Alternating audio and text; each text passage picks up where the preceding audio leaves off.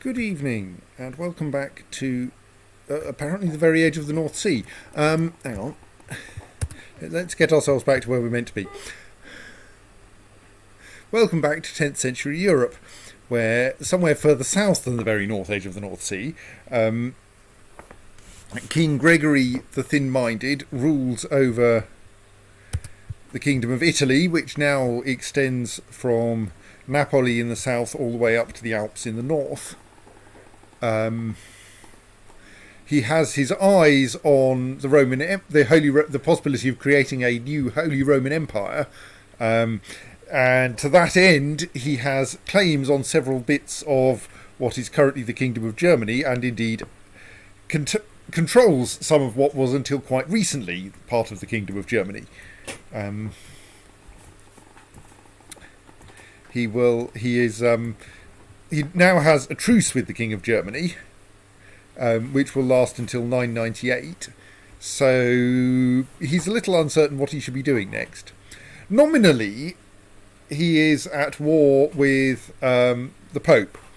Well, with a Pope. He has always been at war with the Pope. With Pope Johannes XIII, who is... well, I don't actually know where Pope Johannes is currently hiding. Where's Pope Johannes at the moment? Pope Johannes is currently in Rome, so he is, in some sense, the Pope in Rome. However, he is not the Bishop of Rome, because the Bishop of Rome... the Pope, you've got to say who was and was not a bishop. Is... Not if you've excommunicated someone. Or at least, formerly the Bishop of Rome, the Prince Bishop of Rome, is Pope Innocentius II. Though he is currently in Lucera and not actually in Rome. I'm slightly wondering who is Bishop of Rome.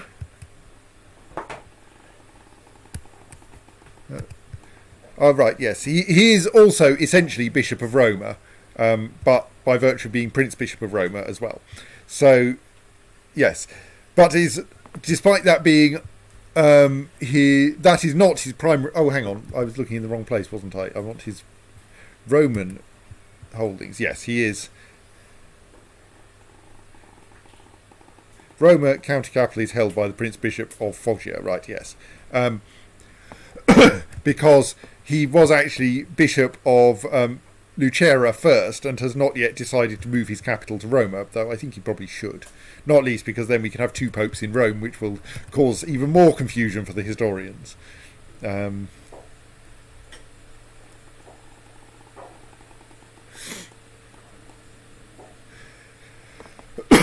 So, yes, the Pope Innocentius II is King Gregory's vassal anti-pope, whom he might try to raise to be pope, but probably not until he has managed to found the Holy Roman Empire.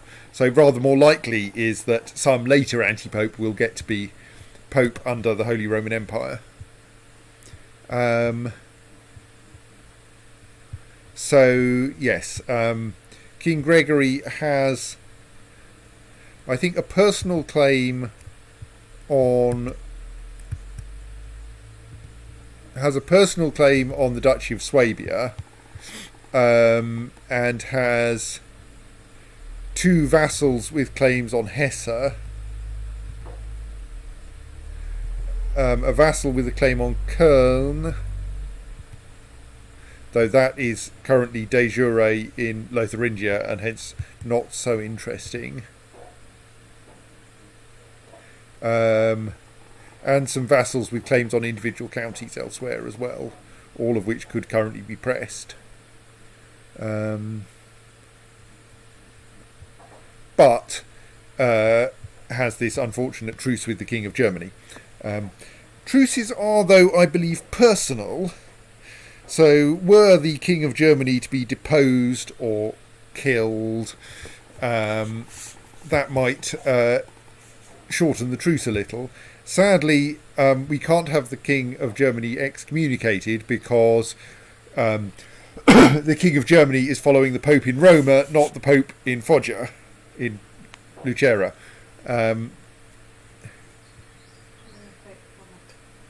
So we can't. So our Pope won't.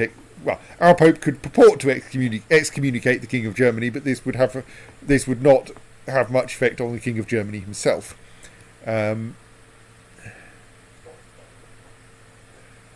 Discovered we do.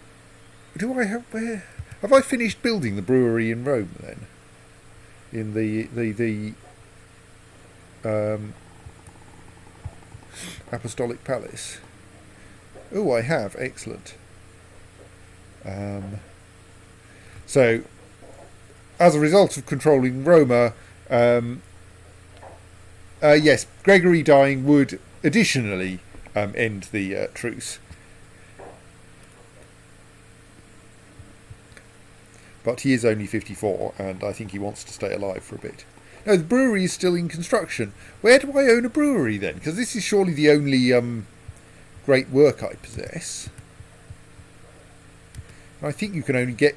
Does the brewery start working when you start building it? That would be kind of weird. That'd be weird. Unless That's the you've wrong got button. Someone else's. Let's just check the great works situation. No, definitely only one of them in the Kingdom of Italy.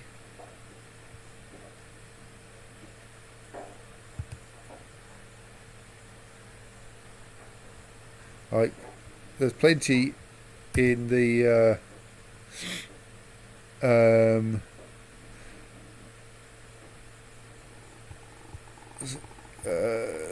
is that really the top level thing? Oh, I'm currently in the wrong mode, aren't I? Yes, that's better.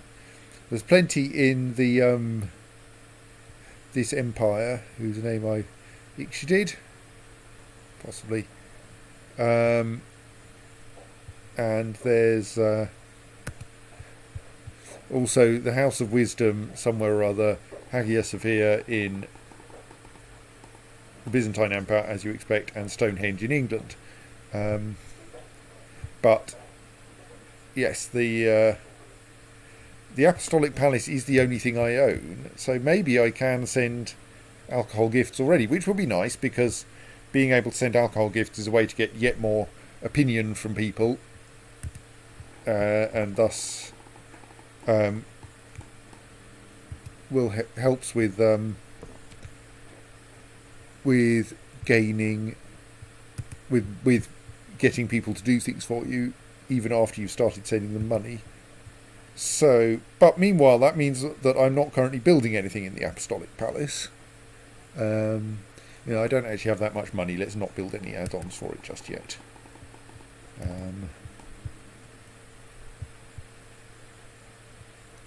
We're already upgrading Monte Cassino and Pozzuoli. Everything else has a fort level of 5, which is a good start. Pozzuoli must have been besieged. Dizzy says weird how the clouds scud when you're paused. Well, they're not real clouds; they're fog of war. And like, we're only paused in that we're stuck on the same day. I mean, yes, we are actually paused properly, but like, you can't really tell how fast time is moving. Maybe it's running at real time at the moment. So the situation is, we can't currently hold a feast because we're technically at war with the Pope. Nothing is in any imminent danger of coming of that war. We can't currently invade Germany because they're we have a truce with them. We don't really need any other territory. We've got an alliance with King Baldemar. We probably don't want to... it only costs you 50... What? Attacking an ally only costs you 50 prestige. I think that may change in scale with... I mean, it probably breaks the alliance as well. It does break the alliance as well, unless weird things happen, but yeah. Because like, apparently you have 15 zillion claims on that random county. Or on Nice. Or rather, landed vassals with claims on.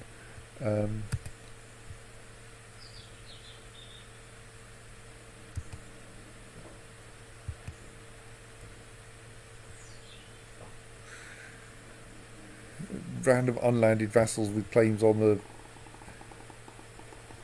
county of Forêt.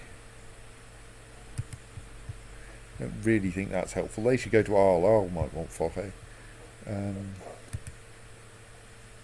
None of those weak claims are interesting, unsurprisingly, really. In theory, I can create the kingdoms of Franconia and Romagna, but I don't really want... and of Sardinia and Corsica, but I don't want to. So how's my inheritance looking now that we've got that lot? So I think that means that Prince Gregory will actually become the independent king of Sardinia and Corsica if I die now, which is not wholly unacceptable. I don't really mind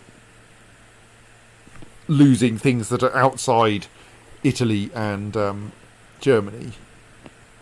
So I suppose what I might want, and I don't have that duchy. It's controlled by a vassal of mine, so I don't think I should have anything exciting happen to Germany yet. Prince Guido will... he'll inherit the Kingdom of Romagna. I don't really want to lose the Kingdom of Romagna. I wonder what I can do about that. Probably not a lot. Because Romagna is what the Papal States turn into.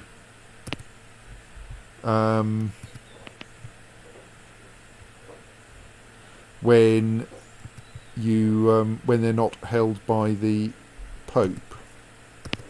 And the Kingdom of Romagna does not currently exist, but I do control all of its counties.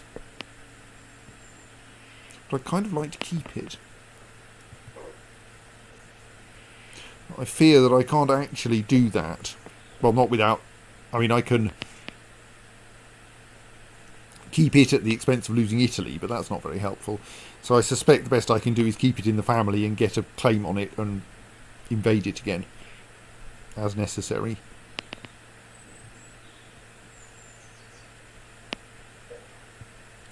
It'll probably go all right. The rest of Italy's quite big. Right, well, I'm going to unpause because I don't immediately have a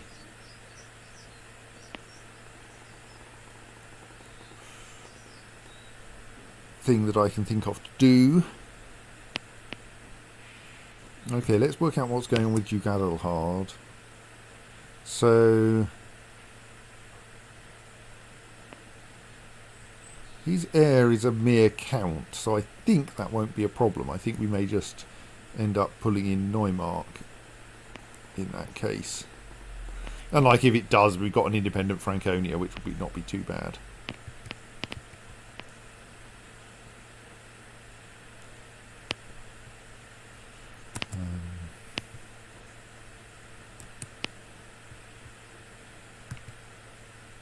Don't think she's very interesting.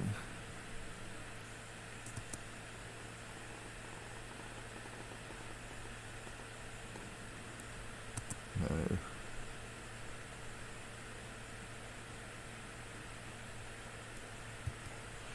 So, actually, let's have a look around my dynasty.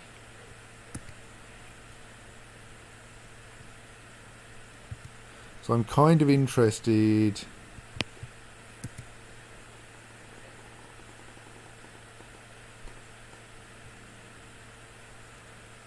Maybe I just want the character finder. Interested, because then I can just say, who is there alive of my dynasty?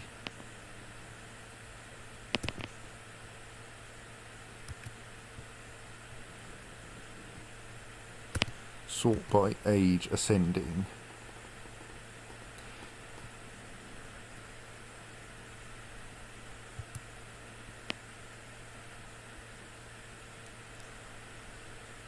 So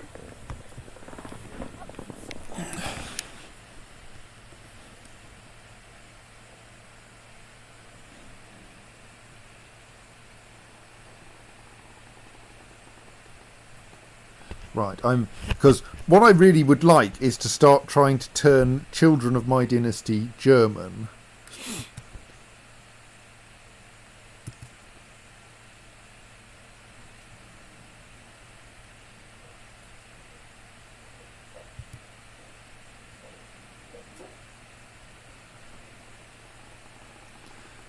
Ideally also turn them like useful.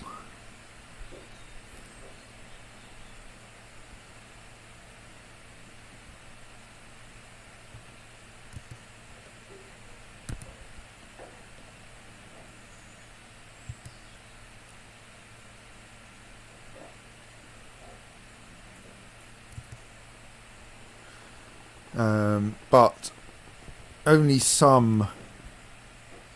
getting her educated by a German will help, But you really need the right kind of German, as in someone with Skills.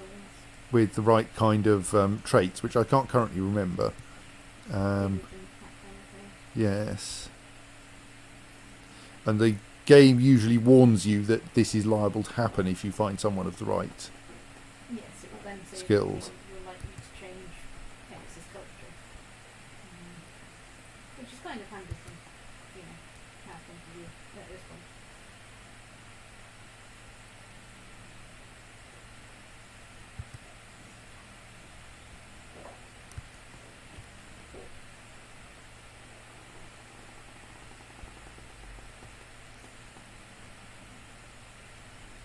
So I'm kind of wandering through these going,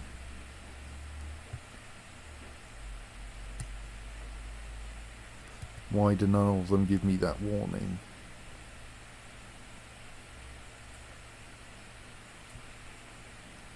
Probably because none of them are adequately diligent. I'll just check the precise set of things.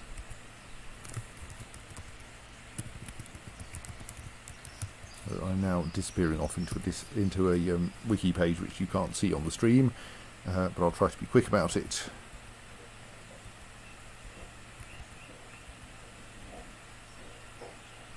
Happens more often if they are diligent and gregarious. Right.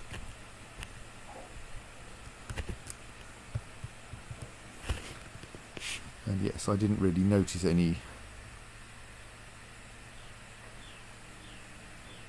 diligent, gregarious Germans.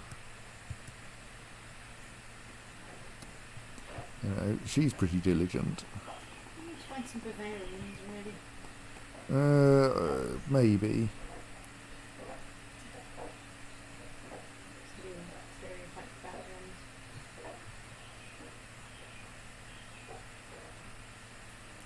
There's a diligent Italian, that's not very helpful.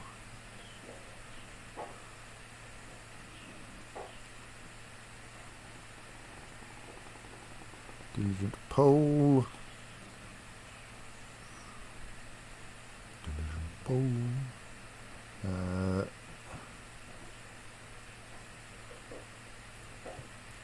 He's a diligent, gregarious German Radboot.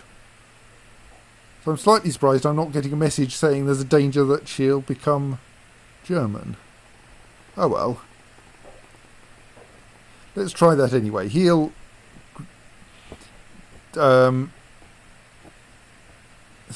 Guido will allow Francesca to be educated by Radboot. So let us suggest that. Also, she is probably old enough that we might want to see if we can find her a good husband.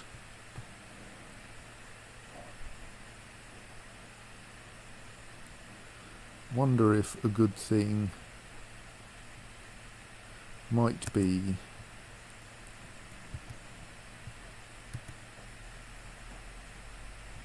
to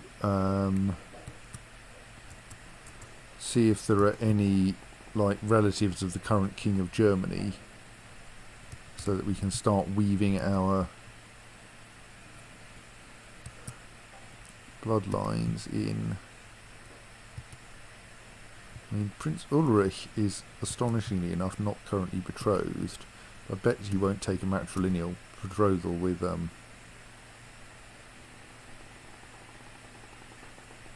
apparently we don't have her available. This is because Radboot turns out not to be in my court, and therefore there is confusion.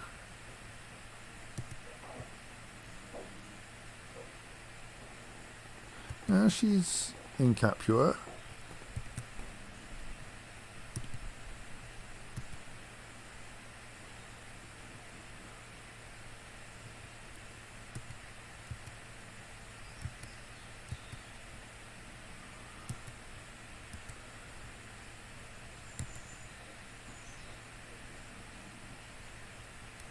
But maybe I just don't have Only, oh right, I think she's nonetheless under control of her liege, who is her father, and thus he gets to choose who she marries. Bah. Well, make a good choice, Guido.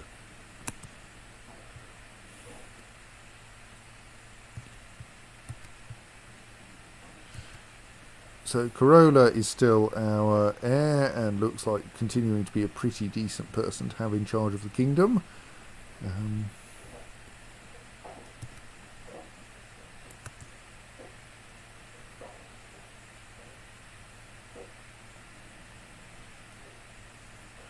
We can apparently only choose successors in one bishopric now, which is kind of weird, and also disagrees with what I can see here. I presume if I merely appoint a successor to Pope Innocentius, that's not actually in his role as Pope. Maybe it is.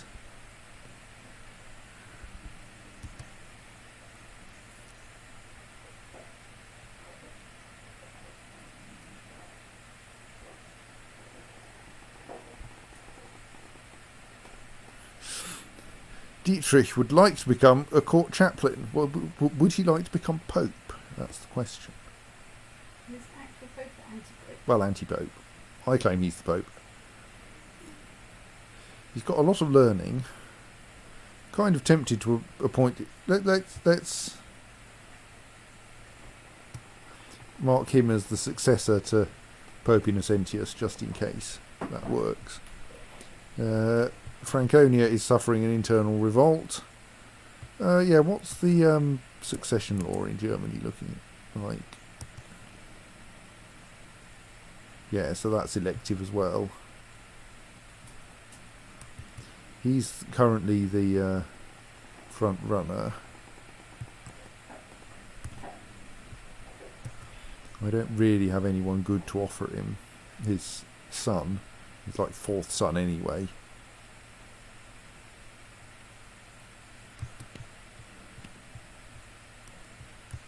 Third son. I assume that the elder sons are all married already, and like to an extent, then they may not inherit anyway.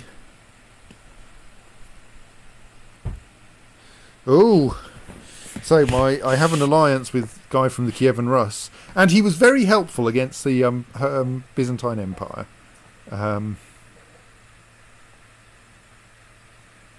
So you're at war with High Chief Yemelyan of Karachev, are you?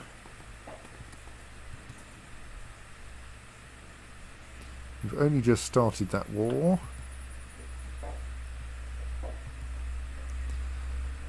The other guy is feeble.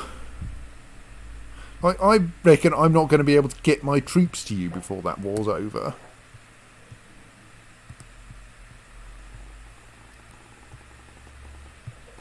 I'll try because I'm nice like that, but it's only going to be my personal levies because I don't want to annoy my vassals over this.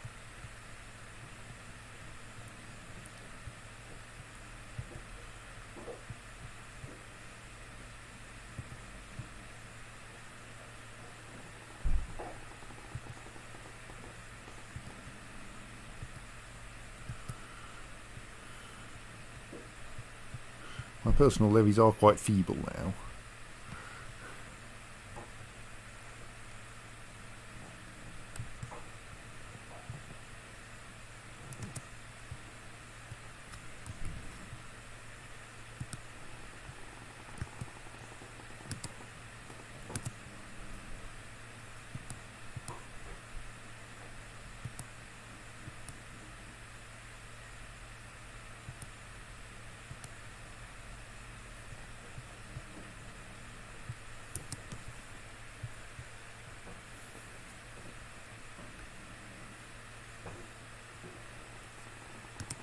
Actually, how best to get to this war?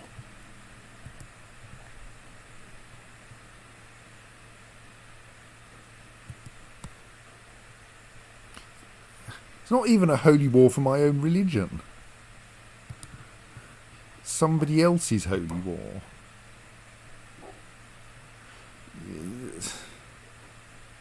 You could sail to the Black Sea, I suppose. That might be faster. Marching overland all the way.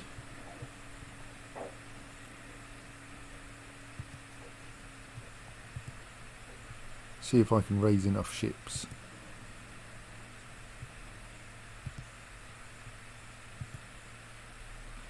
Seem to be a bit short on, well, ships in my...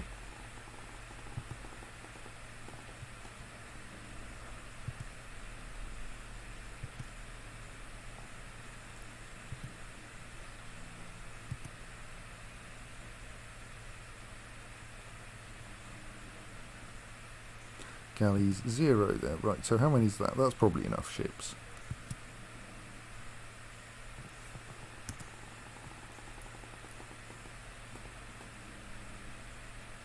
Right, we're only sending a token gesture to help with this war.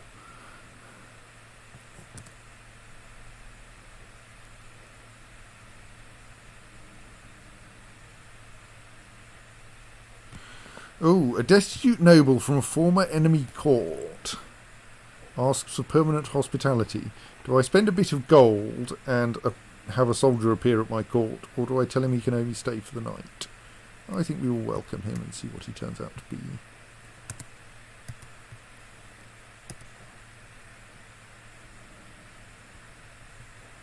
Gentile di Orvieto. Well, he's not much use, is he?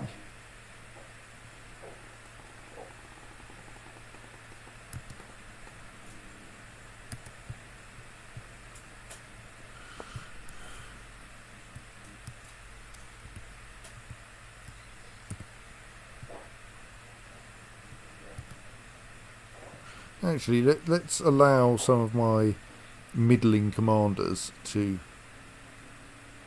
get some experience here.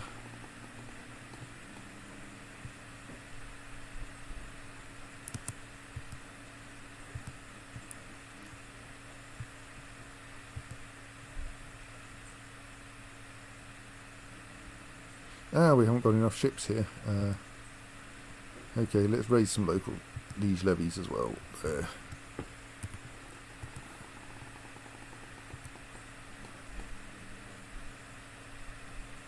And then we'll send that lot all the way over.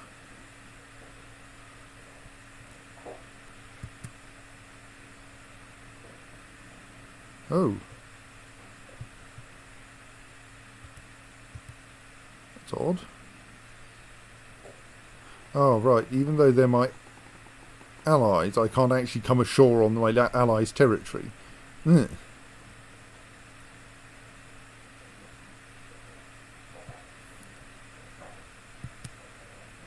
Well, let's wage ashore in the Byzantine Empire then, slightly quicker.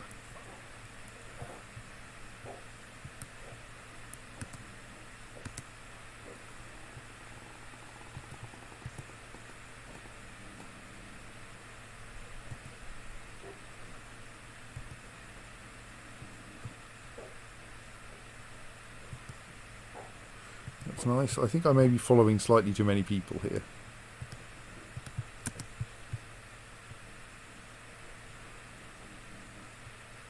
Right, that war I'm going to join in has already reached... Oh, what's happened to him? Oh, he died. That's a pity. I need a new steward now. Oh,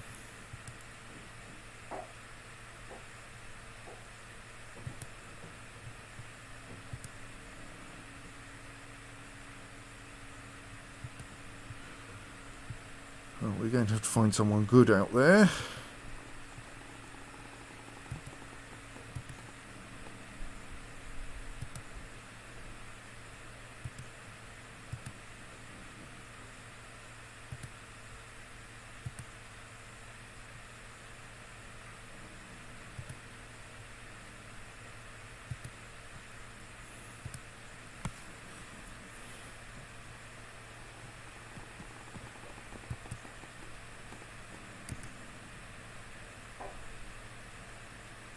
That one's not going to be able to be fixed.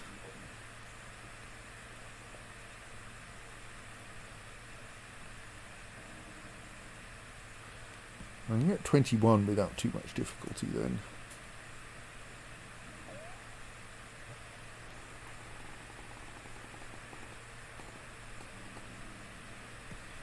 Looks otherwise like a pretty decent chap.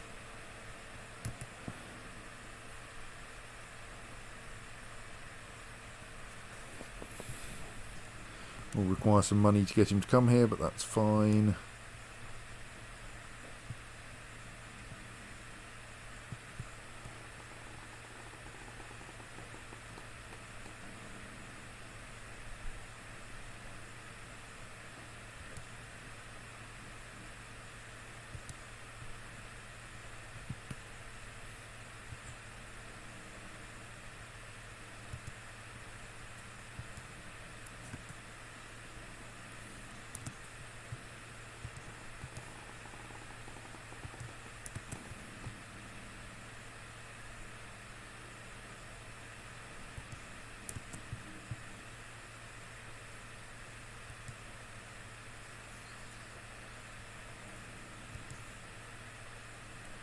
I'm no longer threatening, that's nice.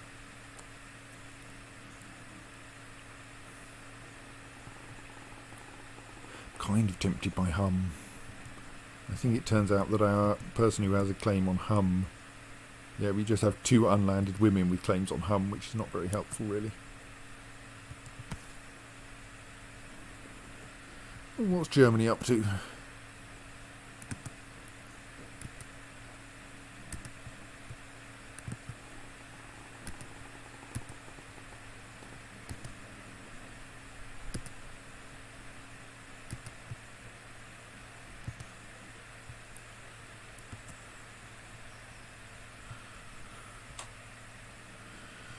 Ships are slowly approaching Kiev and Rus, or rather this little bit off the Black Sea, in the hopes that we'll be able to help with this war.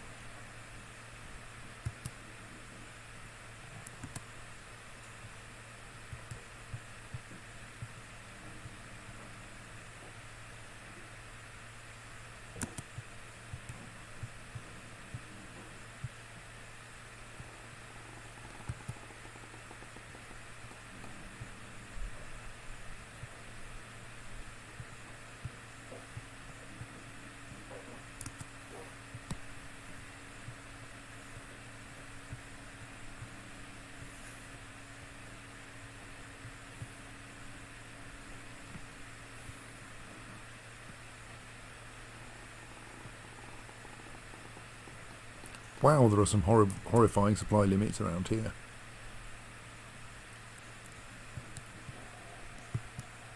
Yeah, that's kind of all at this point, yes. Like, the Kievan Rus army is somewhere with a supply limit of 1,250. Not sending my army in there. I know we could still like an army. I mean, my army is pretty tiny because... Oh, I'm slightly worried that now the...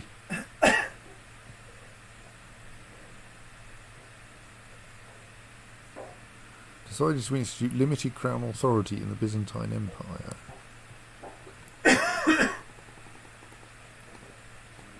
Currently autonomous vassals ignore. Slightly worried that that Kievan Rus seems to be now back to 0% war score here. He has got quite a lot of people on the opposing side now. I think I might throw a bit more at this, because I'm not sure he's going to win in the current situation. He's going to be a bit faffy, but...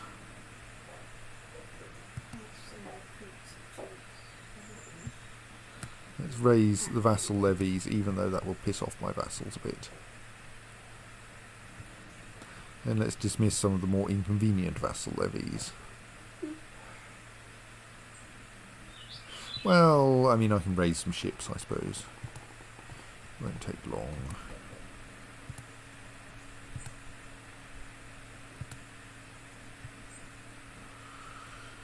They're going to need to be on ships anyway.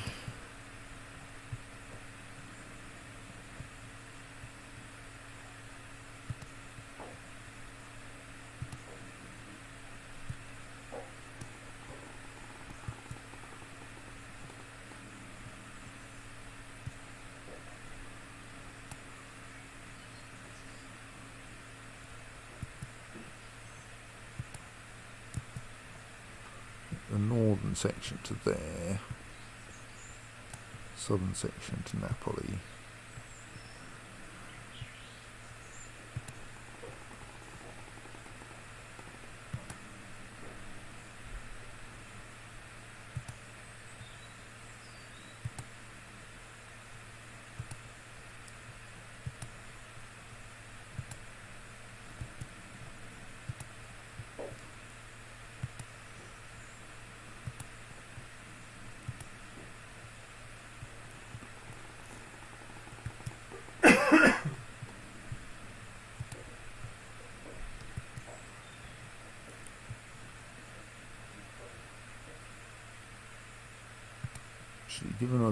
Given the other ships are heading for Foggia, let's send the southern people to Foggia rather than Napoli.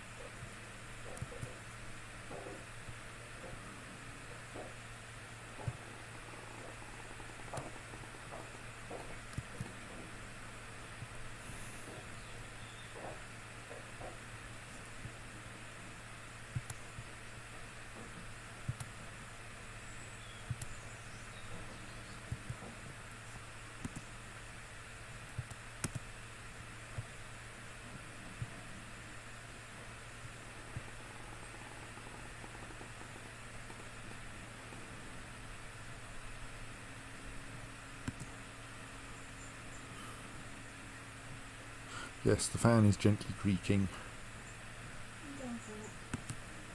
Hooray! I think that was Claire cheering you on, going, "Oh, my back." A son was born to Prince Gregory of Italy, who is my youngest son, whom I carefully married to the genius Anastasia Rurikovna, who is the reason, that marriage is the reason for this war. We're involved in this war.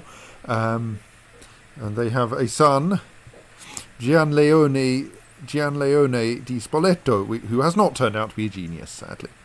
Oh well.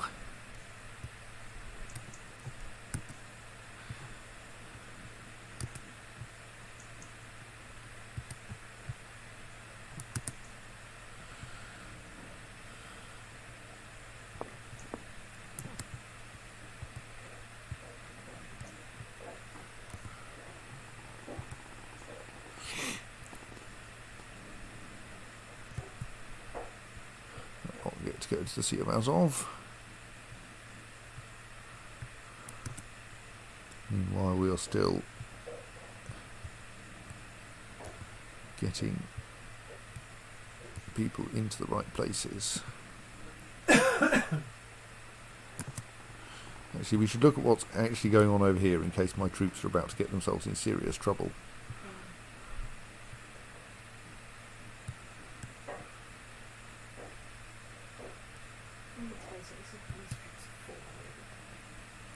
Probably can't catch those in time.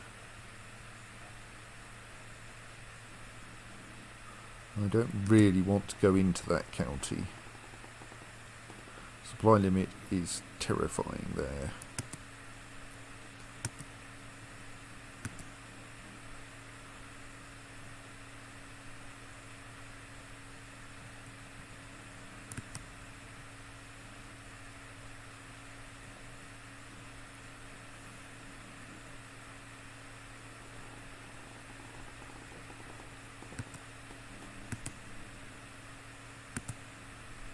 Right. So that lot are moving to Rolslavel, where I don't want to be. There's plains. Have we got anywhere that's a little more defensible around here?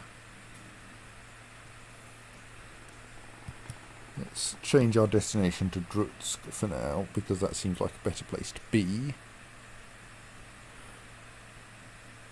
while the enemy is marching on Roslavel and while I'm getting the rest of my troops in.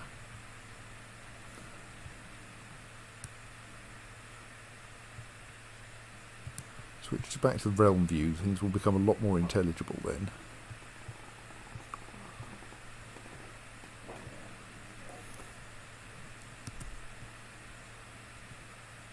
What are you guys doing there? Head to Fodger.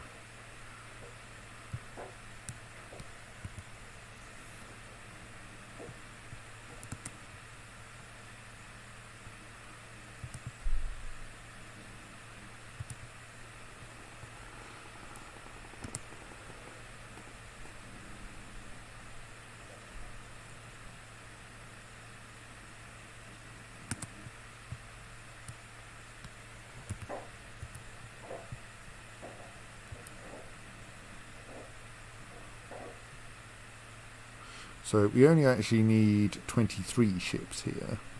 So we could dispatch all of them, we could detach all of them apart from the Pope's ones and dismiss them. And we need 24. Sorry. So 17 plus 7 would just about do that job, wouldn't it? Yes.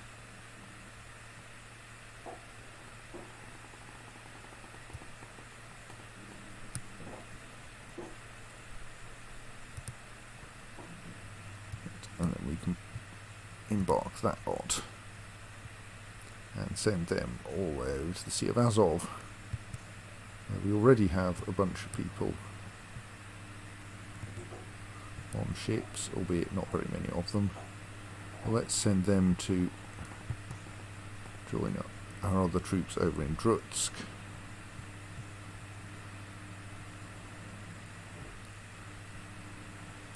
That one's set to go to Azov. That lot have now finally got themselves together, and there aren't enough ships for them. How irritating. Well, let's raise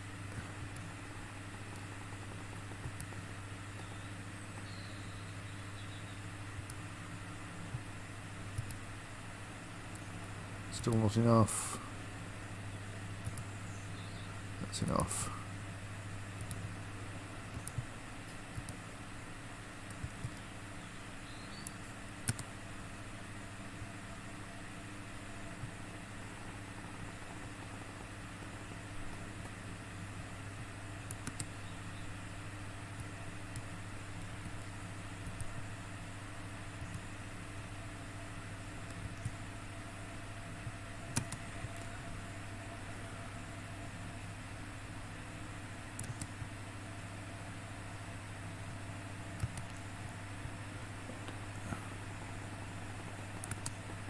That lot can't attach yet because we have to wait for the other guys to finish fleeing. We can kind of follow them. Where are they going now? Not too happy about meeting the enemy on planes.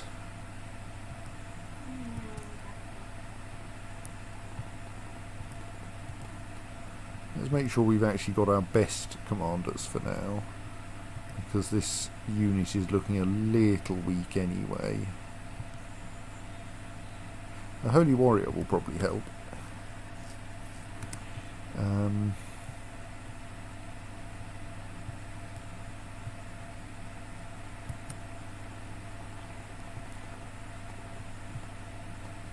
Still, the reinforcements are on their way.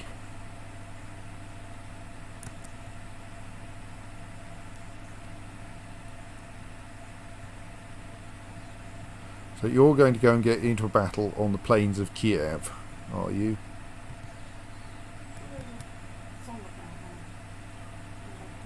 Well, I'll come and try to help you.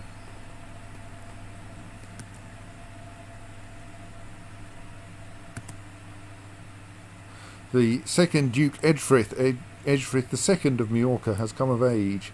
He is an elusive shadow, which gives him a halfway decent intrigue score.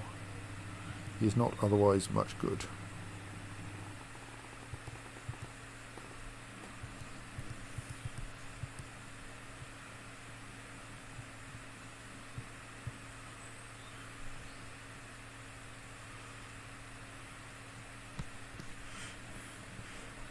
Sorry, I'm behind on my IRC. Yes, geniuses come with labels in this game the moment they're born, as far as I know. Yeah, this leads to some really odd things and some extremely precocious children. Yeah. By the standards of wildly precocious. Bloody hell, it's some papal troops. Okay, Where did you find those? That's really infuriating. All of my troops are currently off in Eastern Europe. Well, I mean, okay, the Pope may not have many battalions, but clearly the Pope also has slightly. The other Pope clearly has some grasp of strategy. Yes. Right, you guys should probably become a single unit and should get some semi-competent commanders, because there's a good chance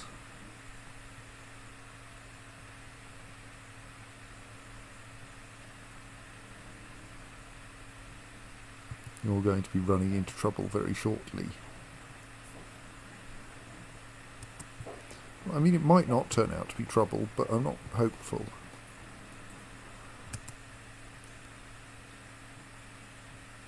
Oh no, yes, we've turned the tide.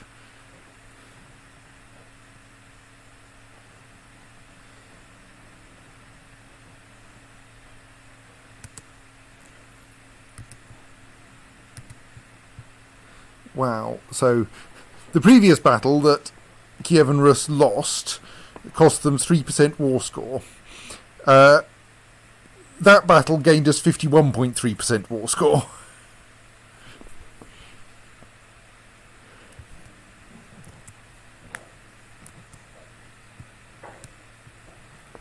Let's merge those lot into a single army and have them follow the Kiev and Rus army for now, while we get our remaining. So those ships empty? No. There's another couple of thousand troops on there. Right. They should head for Kiev initially.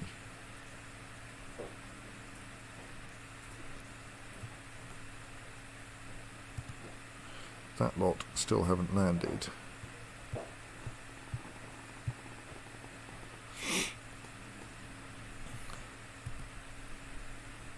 Well, maybe I should just call some of my allies into the Papal War then.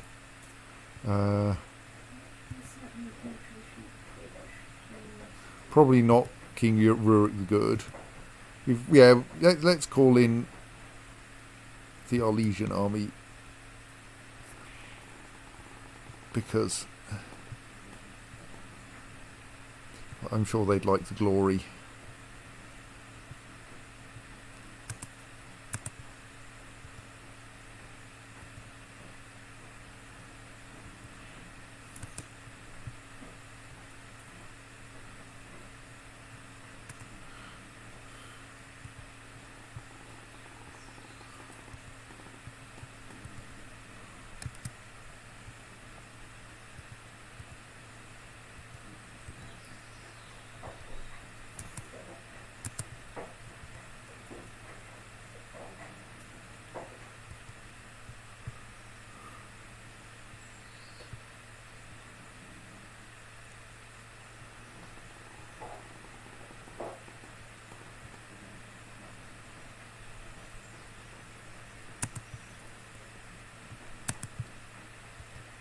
Hurrah!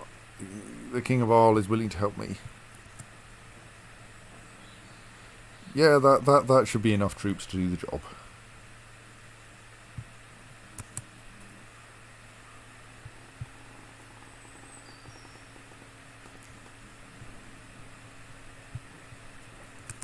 I need to pay some fairly close attention to where all my troops are going here.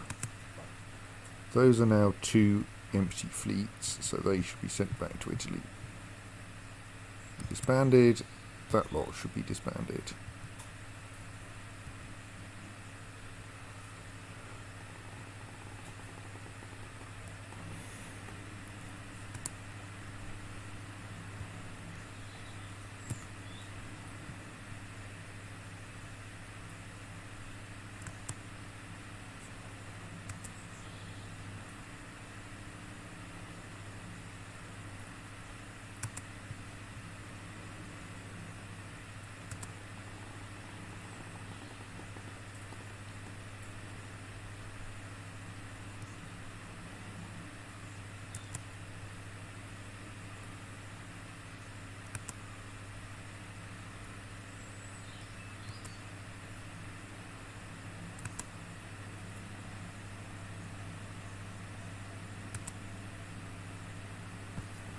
Oh, we have a new Duke of Milan.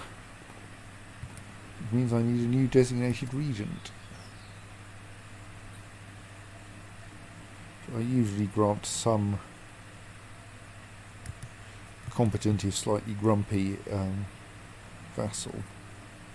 Most of my vassals are actually not too unhappy.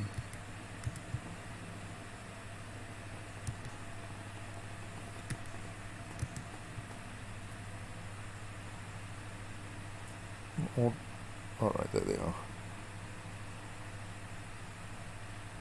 Let's go for the Doge of Genoa. He looks like a decent designated regent. Oh, we don't currently have a seneschal.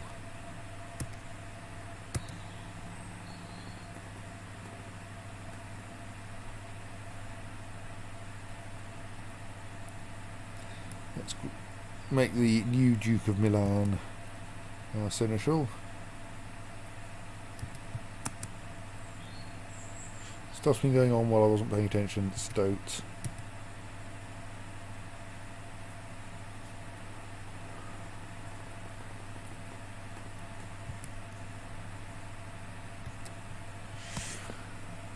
Right, we're paused, good. You lot join together. Head up in vaguely the same direction as that lot.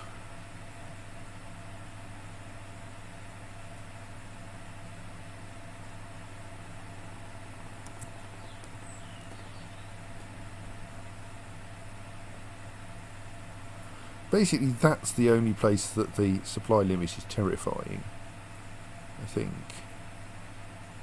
Oh yeah, those two as well. So we do, yes, we need to be slightly careful. Are they coming down into Roslavel? Excellent. Let us head over there then.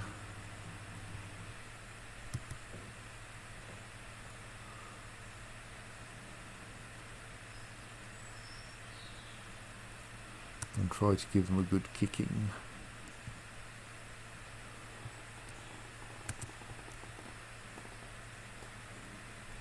I mean, I think actually King Thingamy is going to get there first.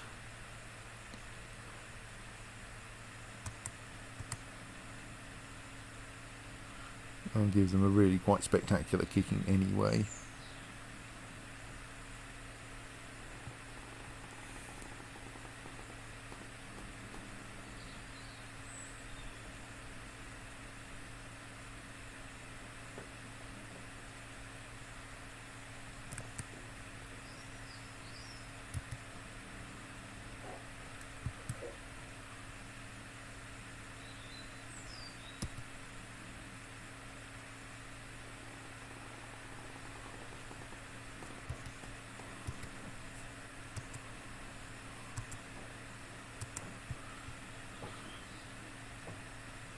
Okay, we are a bit over the supply limit there. Let's get that lot. Pause. Back to there. Oops. That lot back to there. It looks like everyone else is coming this way anyway, or not.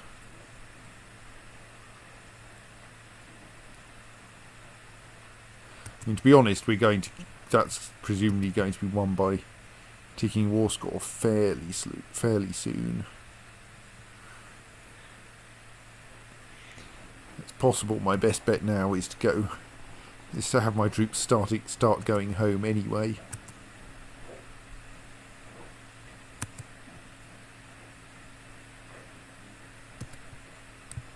Well, that's vaguely homeward.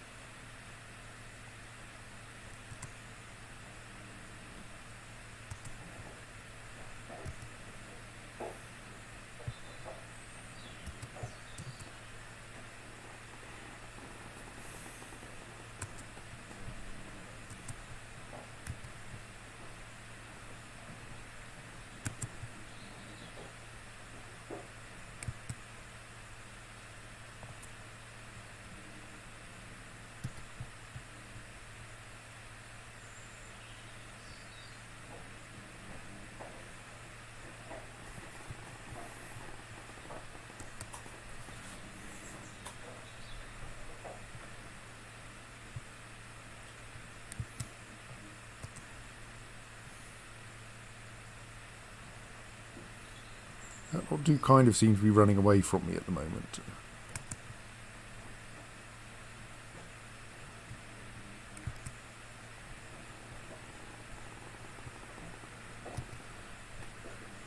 I've actually got an organiser. Let's slap him in the centre of that one. See if we can catch up a bit then. Meanwhile... we appear to have a technical victory over the Pope. I'm not going to end that war just yet. Because if this war finishes, then that one will count as a defensive war.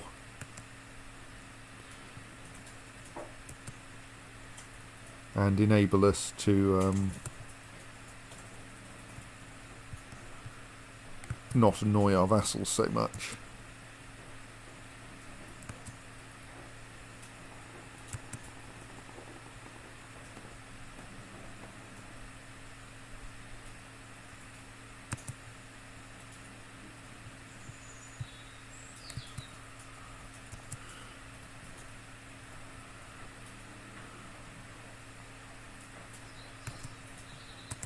No, don't lose that battle. I was just going to kill that army and you got there first. Oh good, I got to be involved. Didn't actually give us much war score, if any.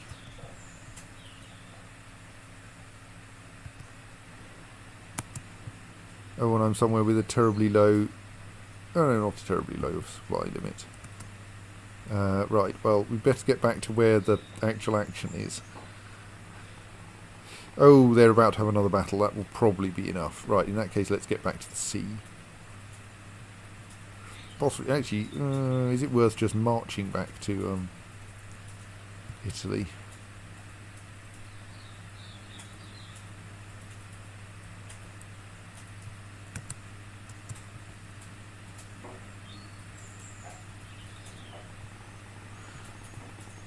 Now let's head down to Belgorod. I kind of assume this war will be finished pretty soon.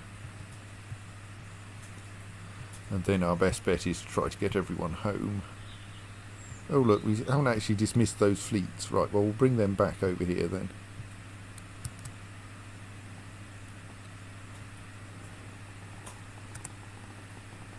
So I expect that this army will do something useful and finish off the war very shortly.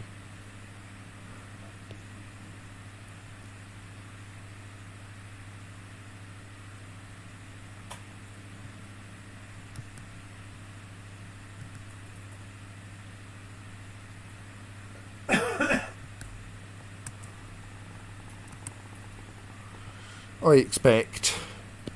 Come on, do something. Yes, the attrition over there is terrible, but you only need to win one battle.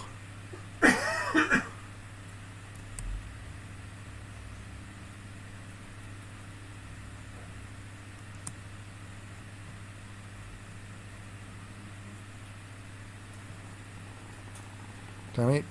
I mean, yes, you're probably getting very, very slow ticking war score from that occupation. So it'll probably be fine.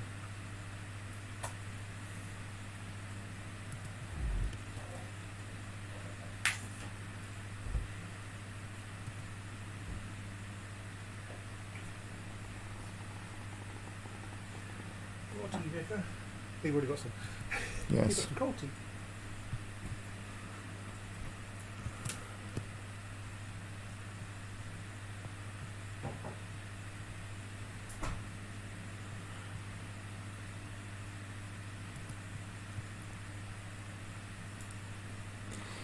Alicia is such a caring daughter. That was in Washington, but right. But also, do you want that kept for instructions? I think that's yours. I don't have anything that's 100% done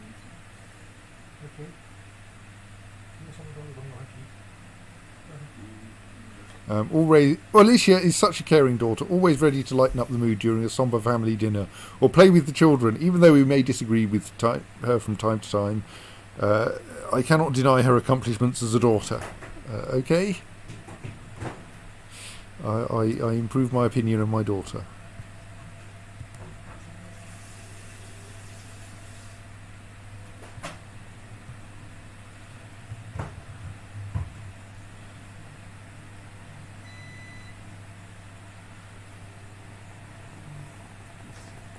Come on, High Chief Thingamy, do something worthwhile. Don't let them besiege back that territory. Look, I'm on my ship's home because I think you've got this war finished, and I'm a little worried you might not have this war finished.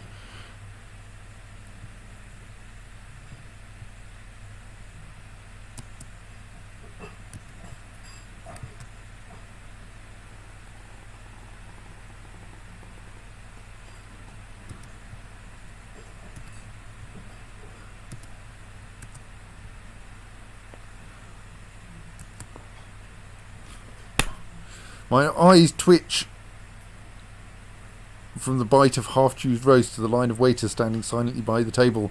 My suspicions are immediately confirmed when I spot a young servant girl looking away from me. As the guards drag the traitorous woman away from my sight, I throw the dish at the other servants. Everyone is trying to poison me. How am I supposed to eat anything at all? So, would I rather starve than be fooled by the likes of you? Keeping a hands-on approach to your over your dietary and sleeping schedule might help improve your intrigue. Or, no, this is too much, I need to eat something. Which looks like a terrible idea. I shall be paranoid-ish.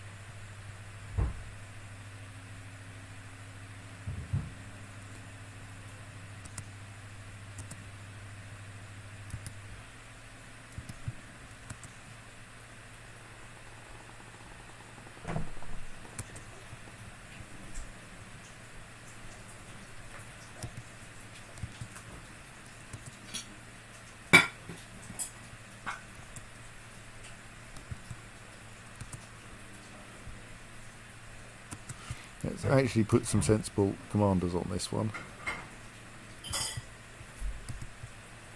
Actually, no, it's going to be a trivial fight. Let's put some relatively inexperienced commanders on it.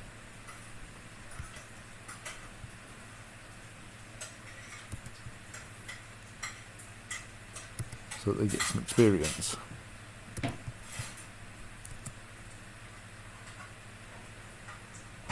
I mean, I don't know why I'm bothering with this fight, because I can declare victory over the Pope.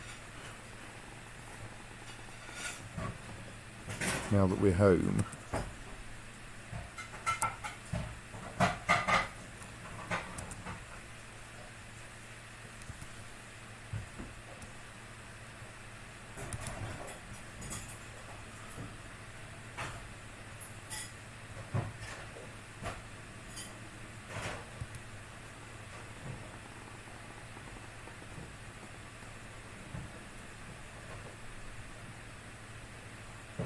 So most of the prestige goes to Arl, but I do at least get some money from this. So, let's just see how the blazes he's doing.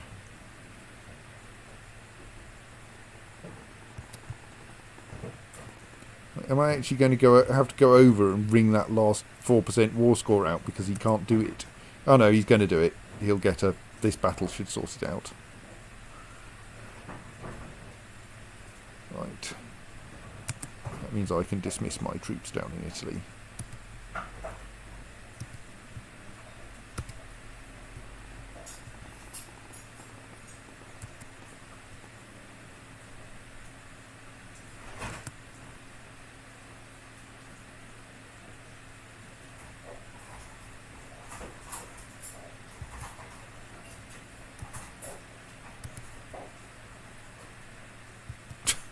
Well, that was quick. Oh, there are some of my troops there still. Because they were following his army, of course.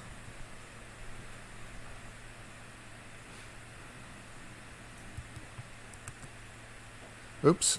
Well, we better get some ships over there for them.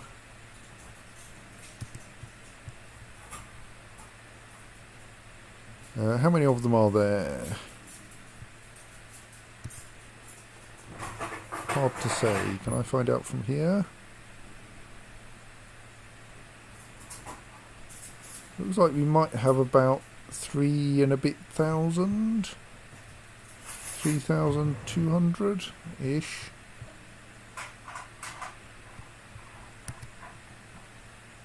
My It's annoyingly not enough that I can bring them home on my own ships.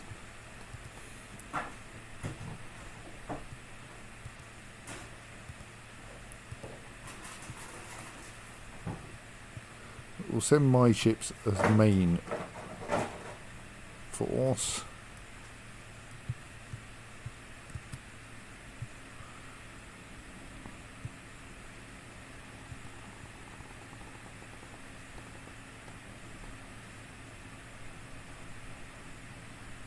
And yes, a small number of additional ones from there.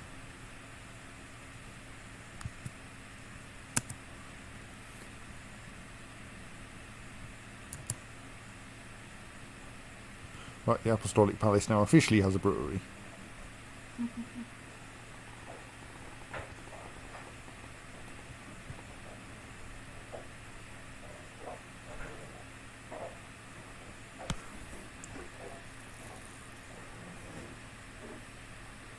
King of Bohemia is proposing a marriage for a daughter I had forgotten was unmarried. Well, Assuming she was. Come on now, yeah. Well, she doesn't have a previous husband's button. But she might have been betrothed, but of course Yes. ended up inconvenienced.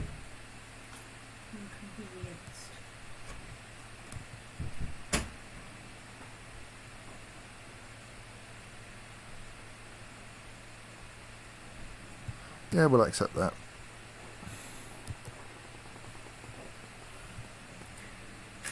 She's the weird one with Anglo-Saxon culture, anyway.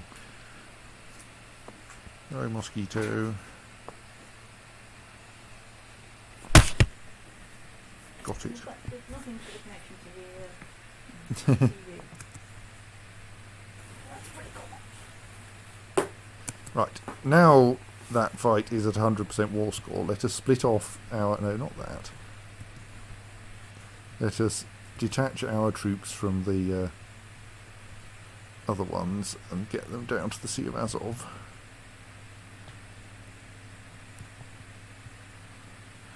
While their ferry service turns up.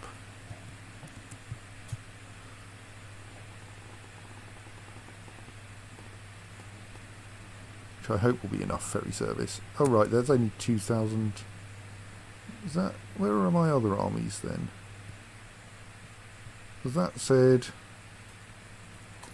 Oh, Italian army. Have I got random armies that I've accidentally raised and forgotten about? Yes, I have. Right, well, you lot can clear off. So I must remember that some of Italy is not in Italy anymore. That probably means I can dismiss the...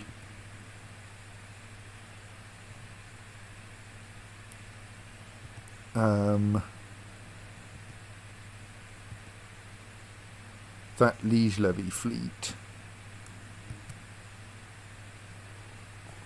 And thus save myself some annoyance of vassals.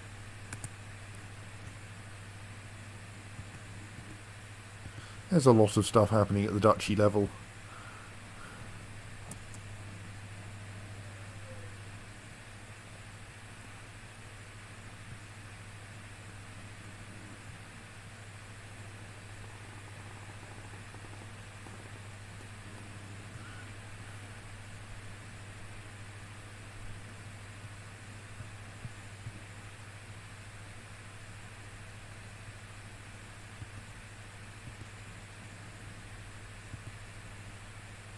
Right.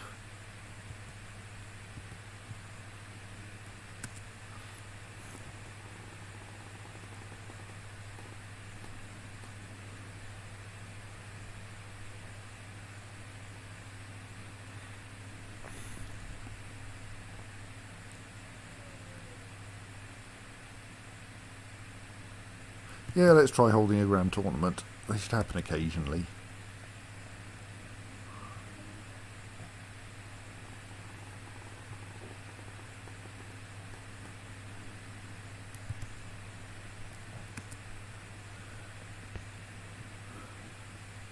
Since we are temporarily at peace.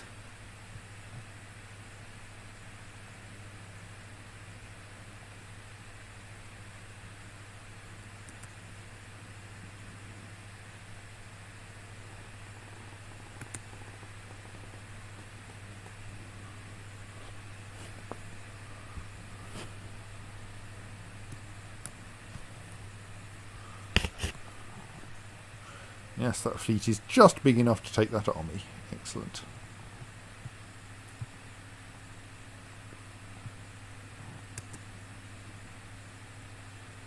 Oh dear, my body may be sapless and infirm, but my mind is as healthy as ever. Yes, yes, I'm sure it is. No, it isn't.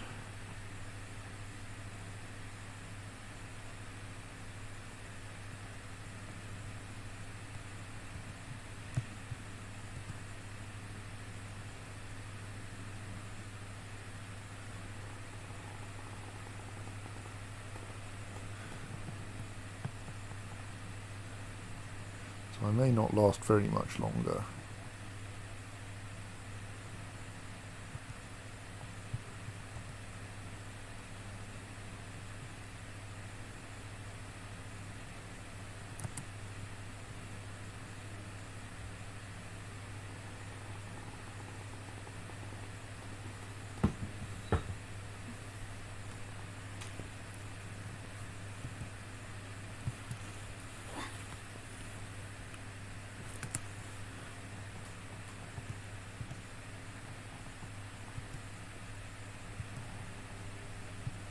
We've got a faction trying to get elective succession in Italy. Bah. Not going to succeed.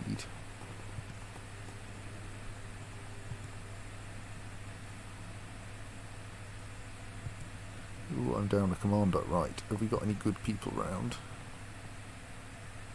Oh, Mayor of Gaeta looks alright.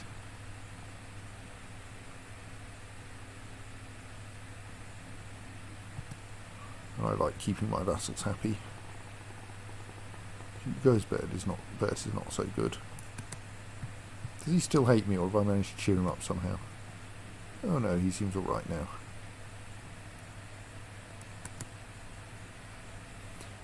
For the next 2 months, let all show their martial brilliance. Right, that lot is now ready to come home.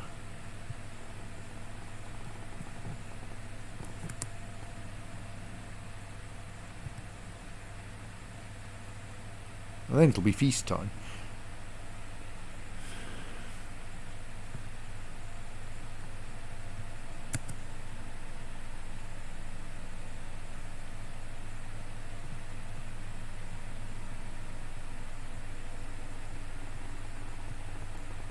What's that ship, batch of ships doing there?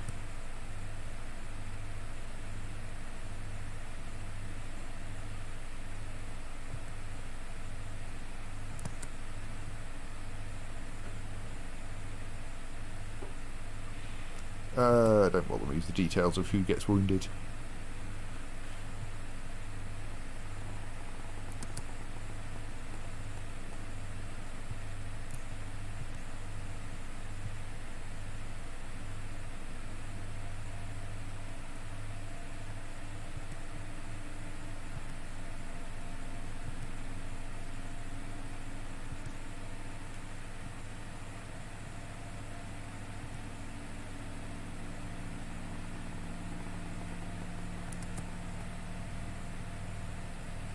The Spymaster of the Spoletan Revolt and heir to the bishopric of Assisi has come third place.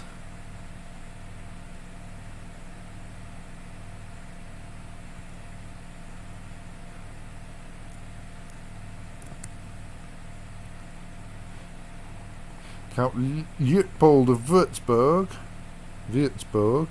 has come in second place. Chancellor of the Franconian Revolt. And Cosma, commander of Ivrea, has come first. Well, that's nice.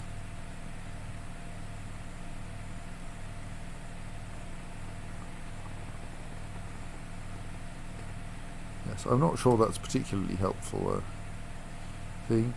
Your competence enjoyed the tournament, increasing opinion by 5 for 5 years. So that might be quite helpful.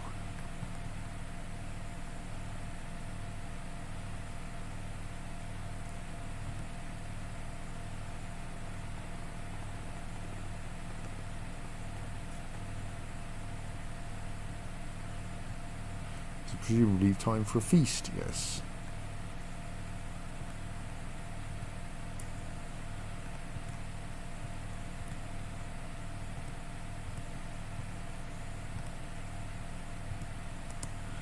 stop annoying my vassals.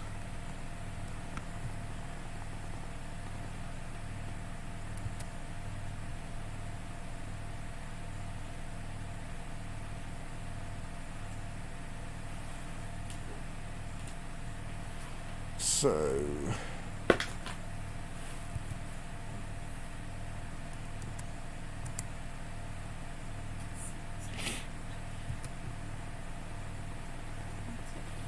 Oh, it's dark. I should get my lawn colour. Welcome to Forgetful Students R Us.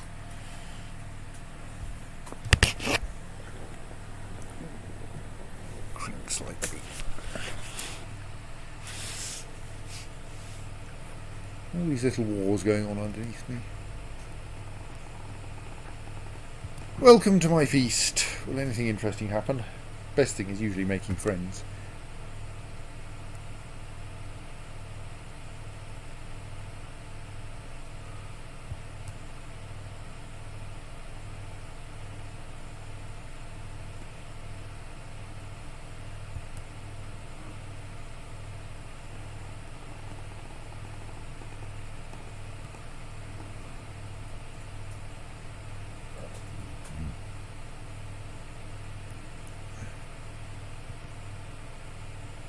Oh! Before the feast was over, King Gregory died at the feast. Right, well this is going to be entertaining. Queen Carola. So King Gregory has given up the ghost at age 57. He died bedridden and infirm. Surely he is now lending his skills to groom God's garden itself, because he was a gardener. Queen Carola, being a talented military tactician, we can expect her to lead us to many victories on the field of battle. Long live Queen Carola! So, but things have happened as a result of this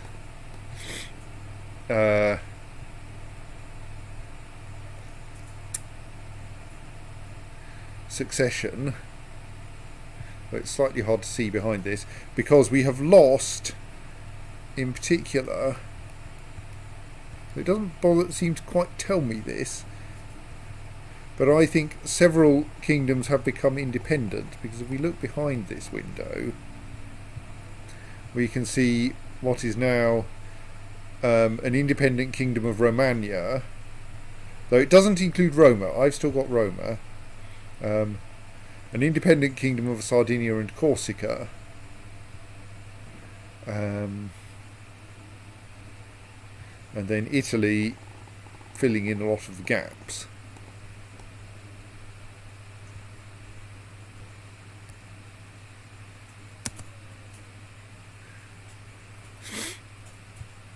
So, how are things for Queen Carola?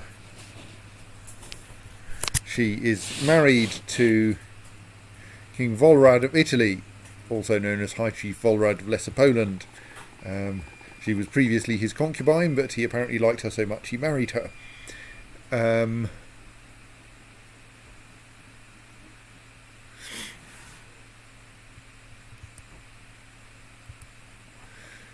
The only member of King Gregory's council that she has inherited is Prince Alberic, her nephew. So Queen Carola was, I think, King Gregory's younger sister, yes. She has one son who is not of the Di Spoleto dynasty. So a fairly high order of business is going to be to ensure that her heir is actually of her dynasty. That will probably get sorted out pretty much as soon as we start having an election.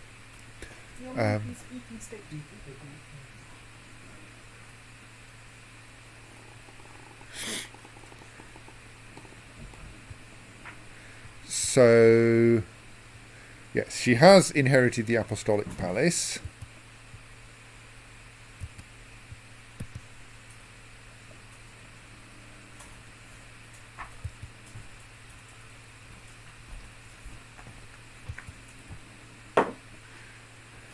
She did not inherit. She didn't inherit his claim on the Duchy of Swabia. That's infuriating. I think we still have other ways of claiming Swabia, but still. Or on the County of Benevento, or on the Duchy of Spoleto, but that's not much of an issue because she has her own claim on the Duchy of Spoleto.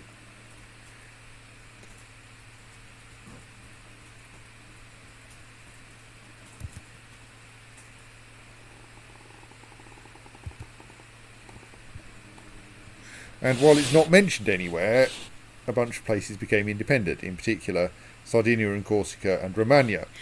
Now, Carola does have claims on Sardinia and Corsica and Romagna, so she might choose to press them once she's sorted herself out some alliances. Obviously, the first person to try to get an alliance with is her own husband, but he doesn't like her very much. He's married to her, but nonetheless, he's not actually a fan of her. That's a fan.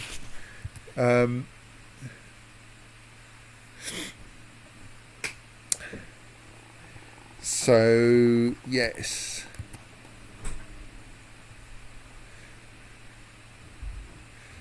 So her current situation is she has only 7,000 troops at her disposal. Her vassals, at least, are not fed up with their troops having been raised. Indeed, she's quite popular, really, given she's female.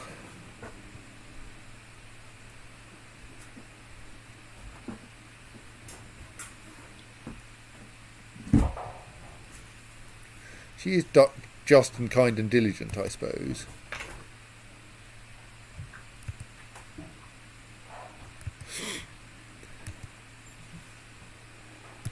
So she probably wants to start populating her council.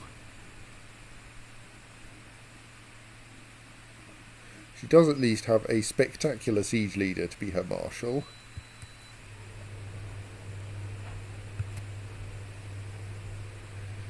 Aloito will do a perfectly good job as her steward.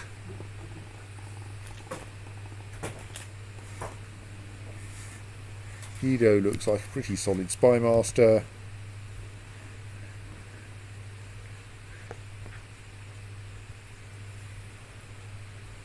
And Dietrich will do as a court chaplain and will like that.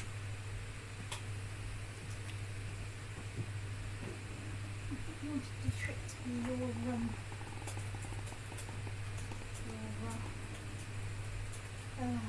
thing master, your pope. He can be the Pope eventually. Okay. He is indeed still appointed successor as Pope, or possibly merely as Prince Bishop of Roma.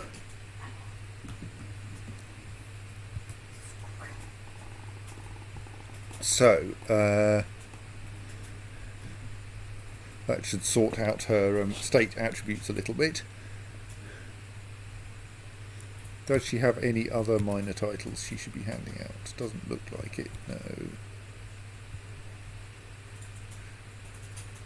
She doesn't currently have a high almoner.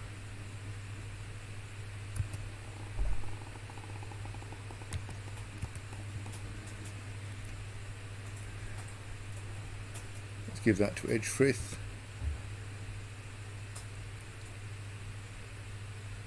Right, that will do for now.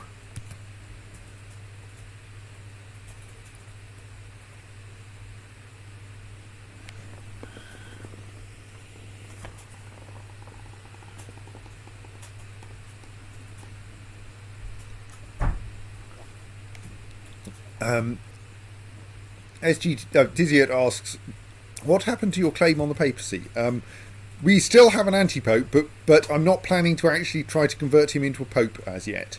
Well, to convert him into a pope, you need to be able to get rid of the pope, the existing pope, in a way that means that they're going to immediately spawn a new one.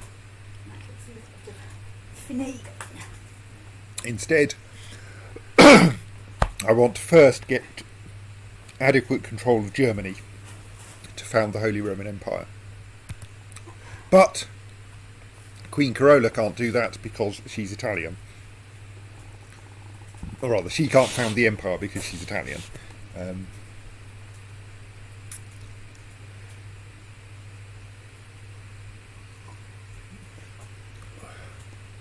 So instead, her job is get more land and try to breed a suitable German Di Spoleto to found the empire.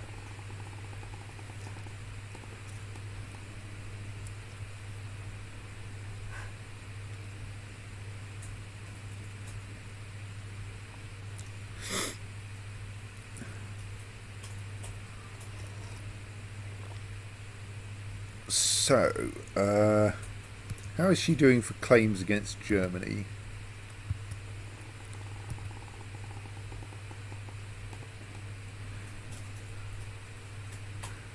We have a landed claimant on Swabia, an unlanded claimant on...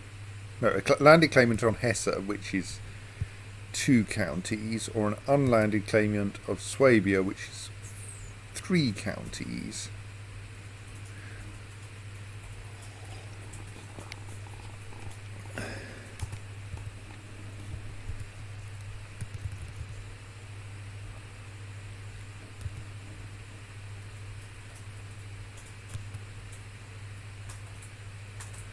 And said unlanded claimant also has a claim on Worms.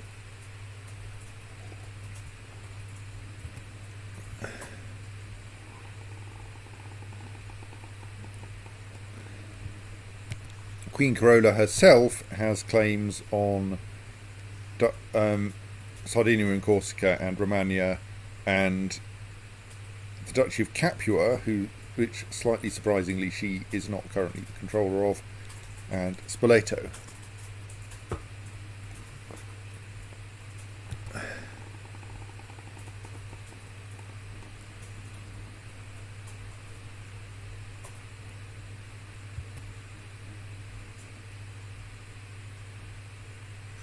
There are no Di Spoletos who are German at the moment. And frankly, they're all a bit of a mess.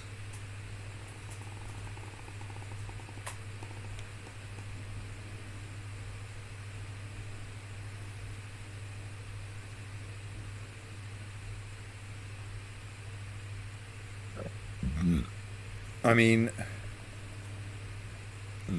I fear the votes won't go in my favour if I vote for Guido.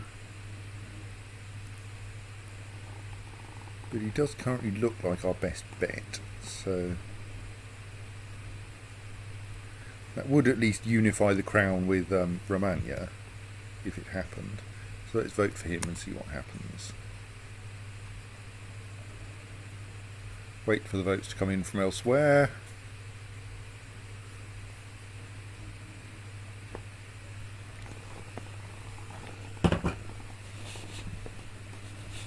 Get the succession sorted at least, and then we will pay attention to our neighbours. Okay, so far everyone is so chaotic that they haven't managed to...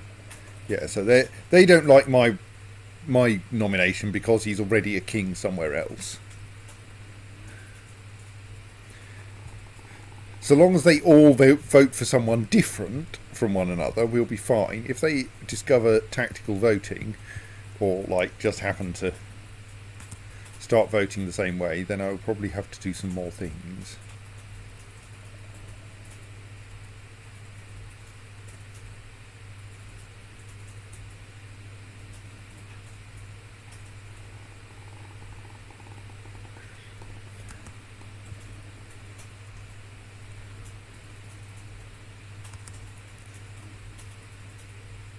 They prefer Violante. Well,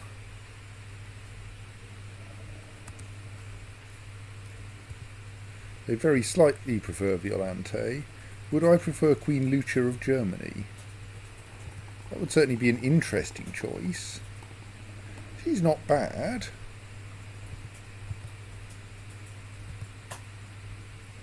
As opposed to Violante, who is leader of the Milanese revolt, but that doesn't... She's actually wife of the leader of the Milanese revolt.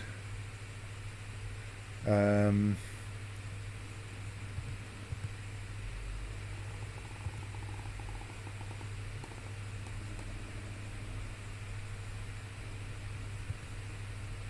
I think I prefer Lucha of those two, and it's unlikely anyone else will vote for Guido. So let us change my vote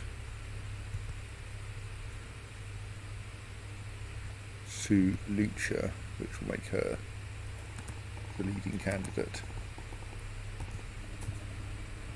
That's when you're all screwing it to the outside of the house, which we didn't really like. Oh, still. That's a little bit wrong. Okay, I'll just go back to Mm? We need to reassemble the air conditioning. Oh right, yes. Vigorously opening the window and squeezing up.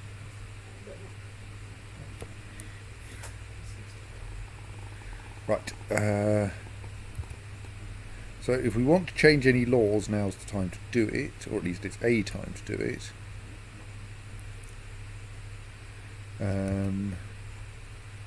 I think I'll not touch those yet until I have some plan for them.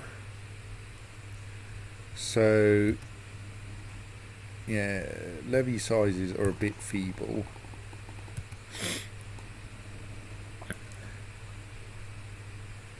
Lucha's domain levy is tiny because her domain is tiny.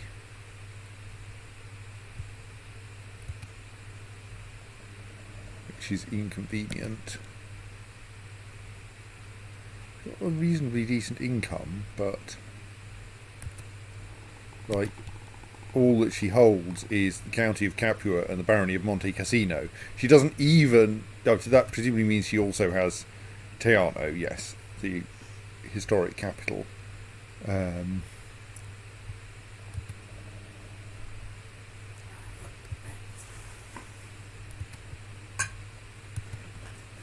Napoli has ended up as part of Romagna.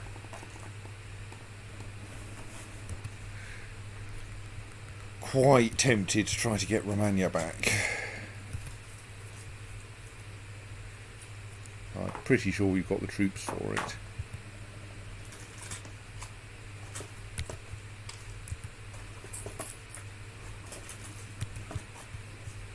Let's see if the historical alliances are still feasible. With Baldemar, like,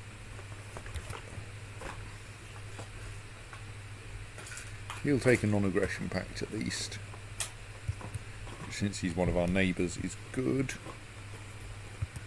We've historically had a non-aggression pact with an alliance with Bohemia, but that doesn't currently seem to be available.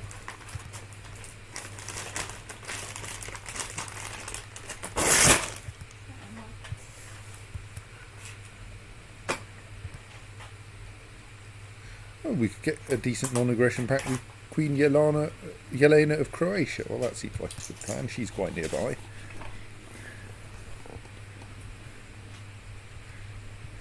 How about with Hungary? No. No? No. Still, that's better.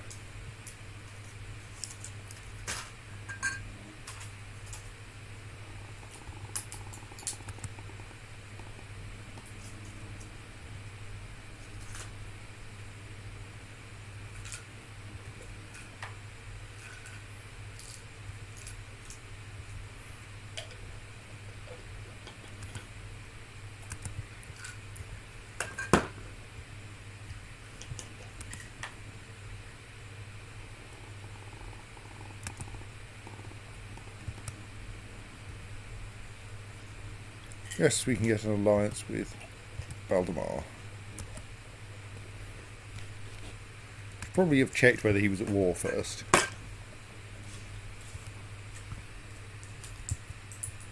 Nah, he's not. Good.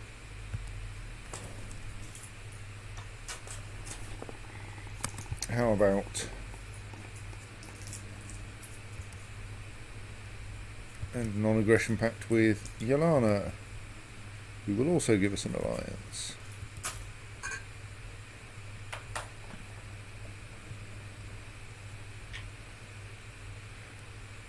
So that should then put us in a situation where we can probably get some things done.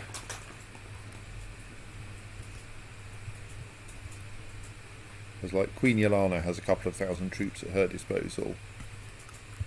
King Baldemar has 4,000.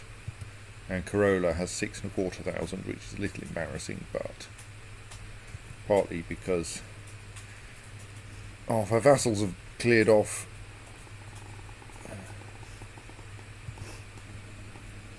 So I think she should now attempt. Well, she should probably start by declaring war on Germany, shouldn't she? Because we want that truce timer finished as soon as possible.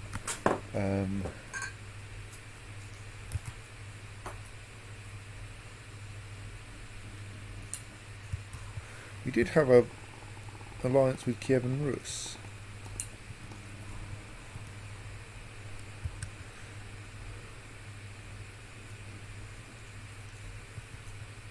We can at least get a non-aggression pact with him.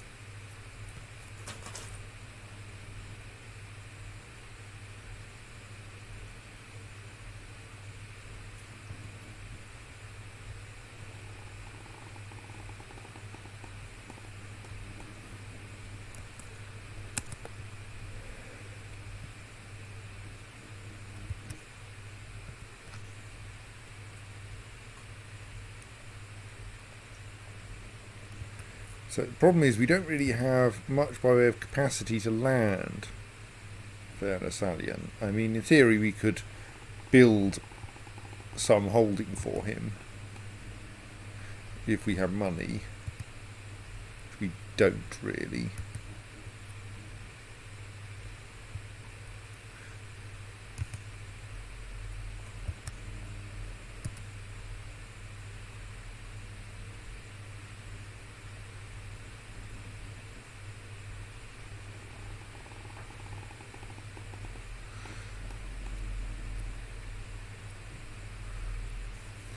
Let's try to split Hesse and Franconia so that they're not too...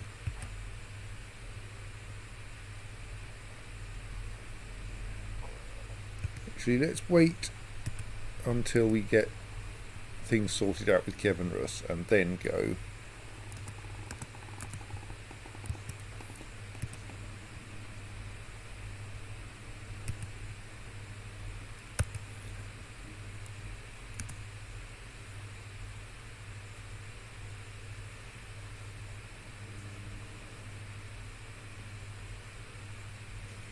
Then take on Germany, get another duchy out of them.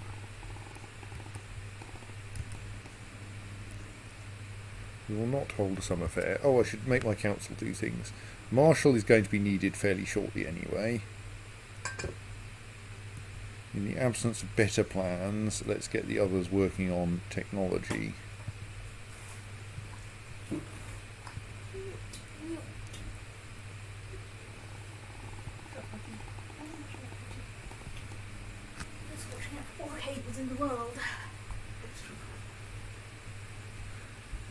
Actually, we might want to. Well, we probably don't want to. We might have a claim on Swadia. Let's send you to try to get a claim on a different duchy.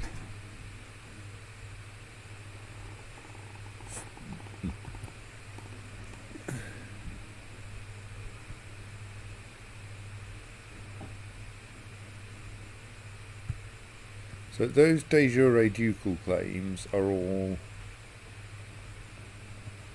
Yeah, let's not worry about those for now. Right, so I think now we say...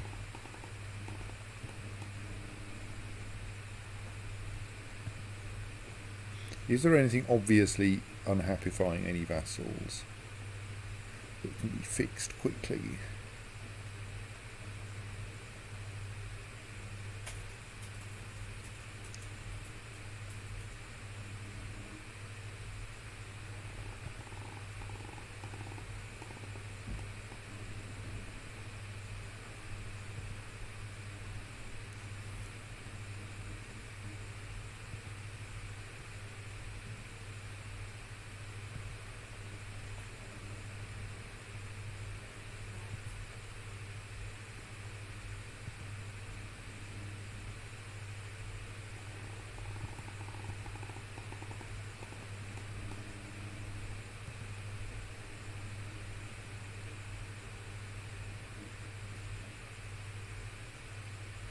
The answer is no.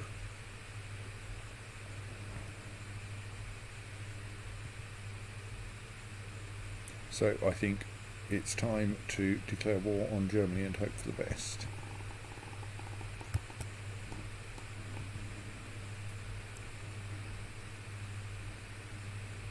We will claim Hesse on behalf of the Count of Aschaffenburg rather than on behalf of the Duke of Franconia.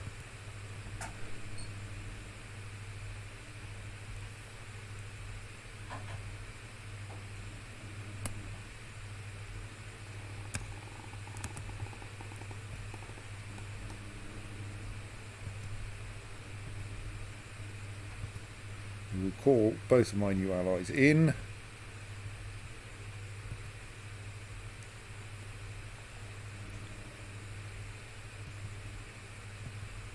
And raise all the levies we can.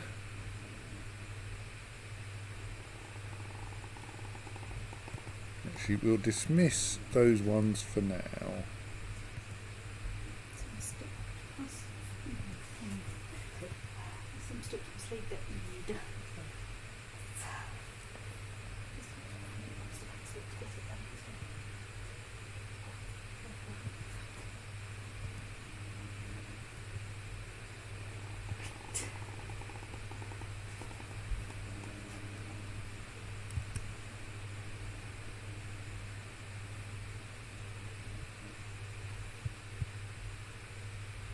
So now select everyone here.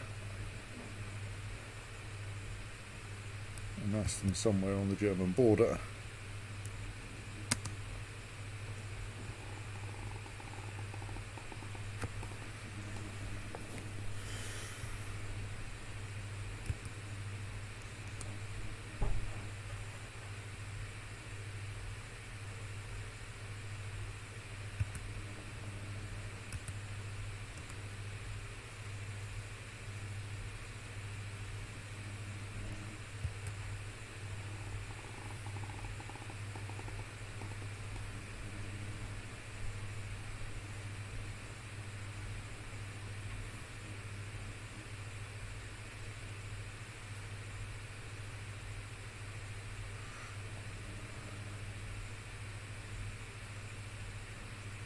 We can expect at least 10,000 supply limit, which will be enough to support all of the Italian armies at least.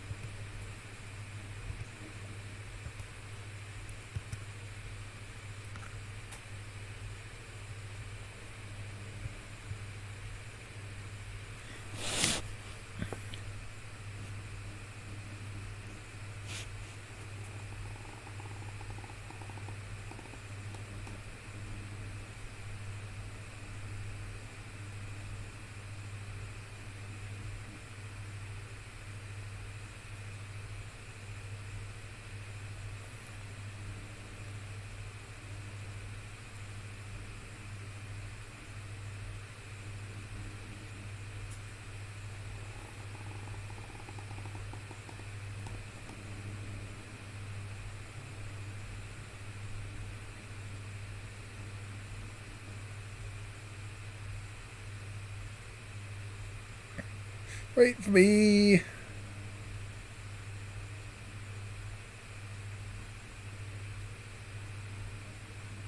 Trying to get all of my troops into one county. Right.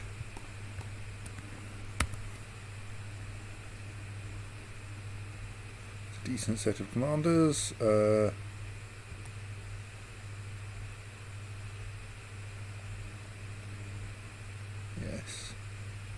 I mean, if I put myself in as a commander, we do get 10% morale damage, and I do actually have.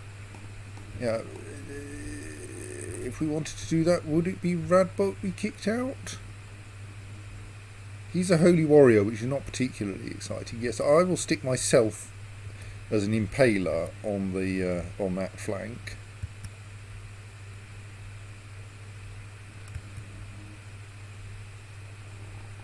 Well, actually, there's where I really want to get to, isn't it?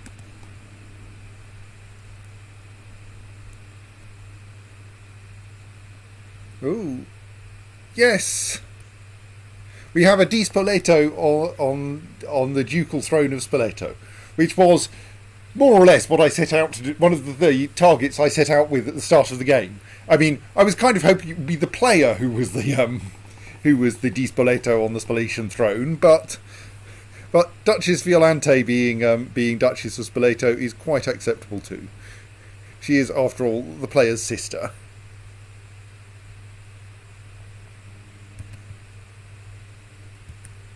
Hurrah! In a slightly silly way. Right.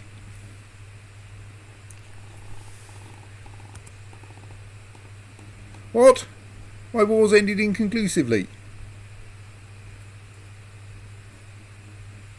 Has Count Augustine died?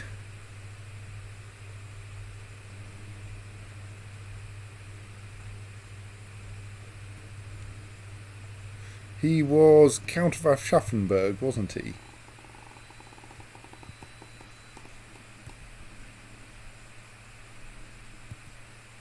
Damn it! Augustine died after a period of illness on the 3rd of September 993.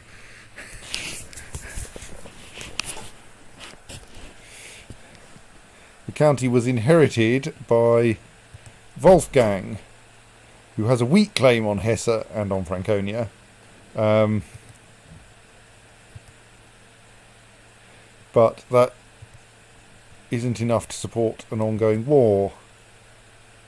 I can't currently declare war on King Echenfried because I've got troops raised. Well, let us send them back to Italy then.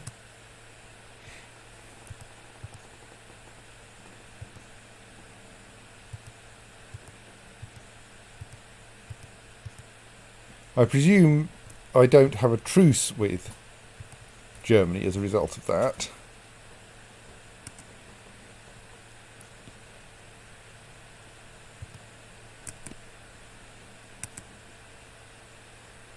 My lady, Werner, random courtier, approaches me with a large ledger clutched in his ink-stained hands. He does have a stewardship of 16 after all. Would you do me the honour of bestowing a nickname upon me, my lady? So will I make him like me at the expense of 50 prestige by calling him the Festive? Will I call yet another person the Dove? Will I annoy him by calling him the Mule, or will I tell him I have more important things to do? I mean, I don't think his opinion of me is of any great significance. He's slightly interesting in that he has a claim on the county of Worms, and a weak claim on Swabia, if that ever becomes pressable. Well, apparently it is currently pressable. But of course he's unlanded at the moment, and I have nothing to give people. I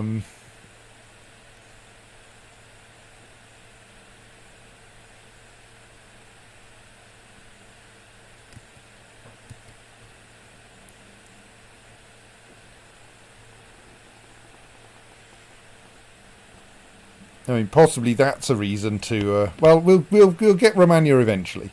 5 years of higher opinion of me in exchange for 50 prestige. Go on.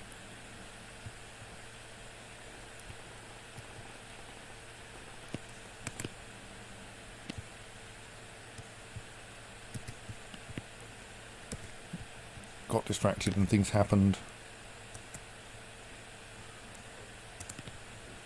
And that one can be dismissed as well. Right. So, that war didn't go very well. Should we try again? So I've still got one claimant for Hesse.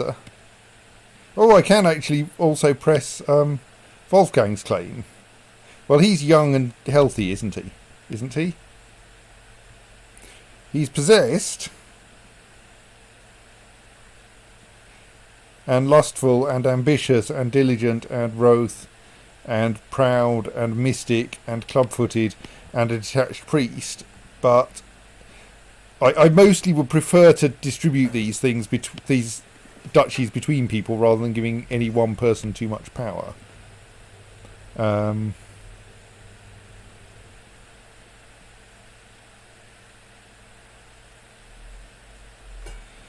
So let us have another go on behalf of the new Count of Aschaffenburg to taking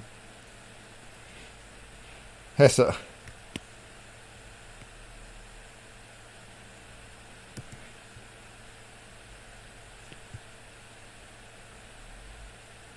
He's rather grumpy because we called him into a war, which then didn't do anything. Well, we'll try again, because I think I still need the numbers.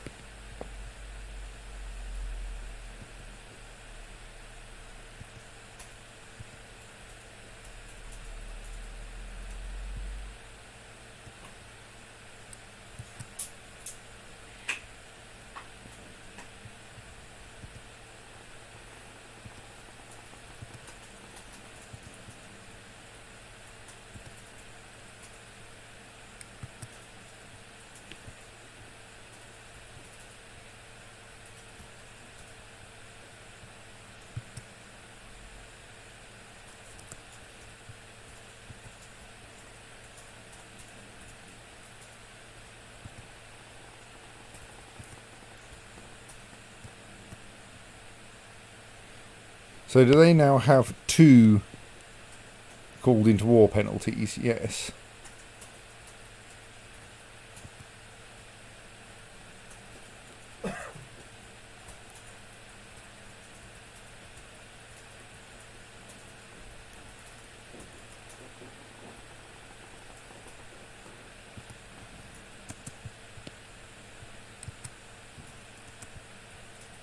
Missed my most distant army.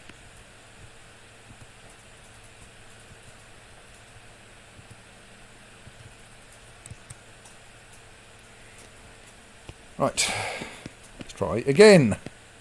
Hope our claimant doesn't die this time. Yeah, I mean, we may have a Di Spoleto on the Spaletian throne, but that won't last because she's in a patrilineal marriage, so her heir isn't a Di Spoleto. At least he's not a Bosonid.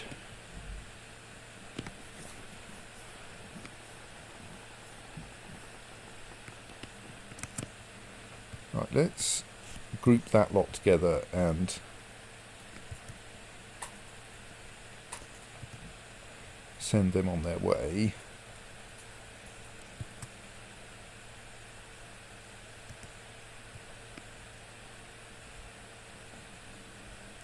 Yeah, the troops we've got up there are not going to be enough to actually accomplish anything.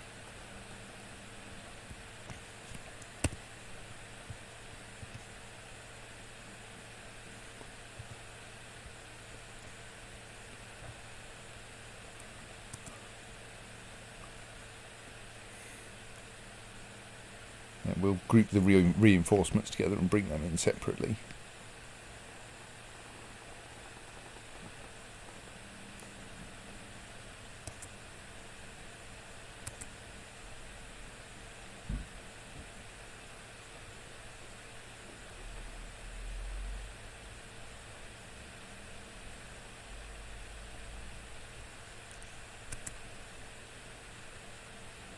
Random group of rebels there, we don't want to get involved with them.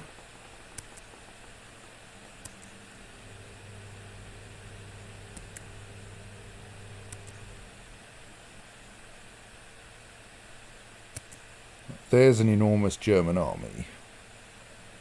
They're heading for Frankfurt. That's fine for now.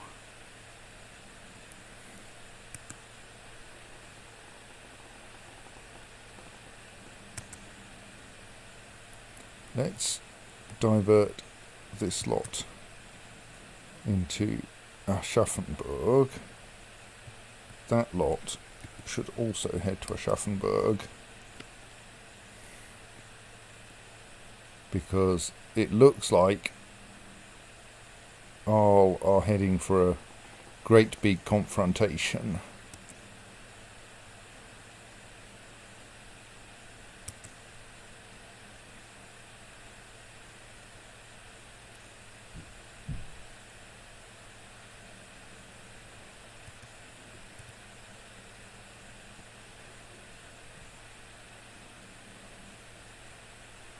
We have got someone with rough terrain master. We did have someone with rough terrain master. We don't have one with rough terrain master anymore. Okay.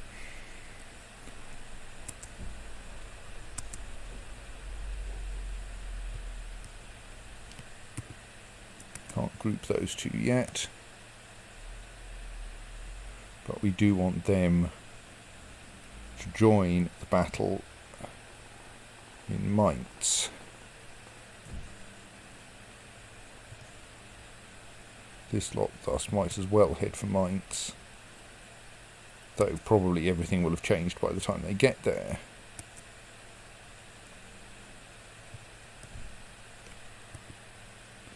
That lot are now one army with the correct set of people in it.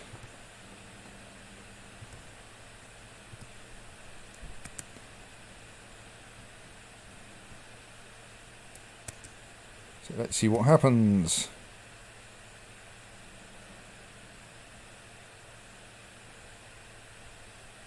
It's not very good for us.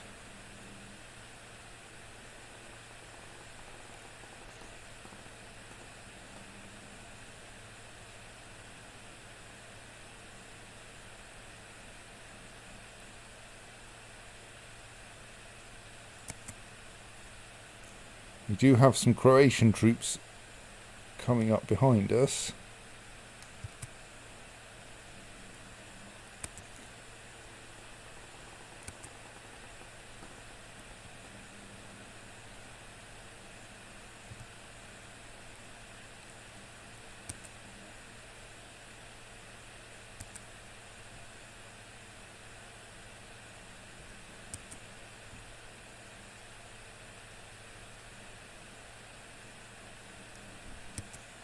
Oh, the reinforcements have helped. Why is this 400 strong Arlesian army just sitting there?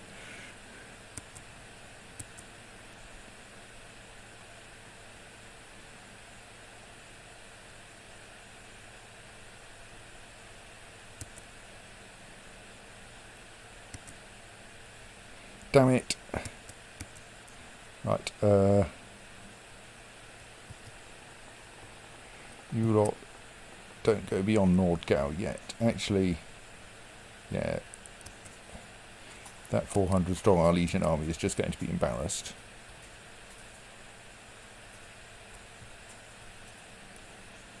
Well, that's not a good start.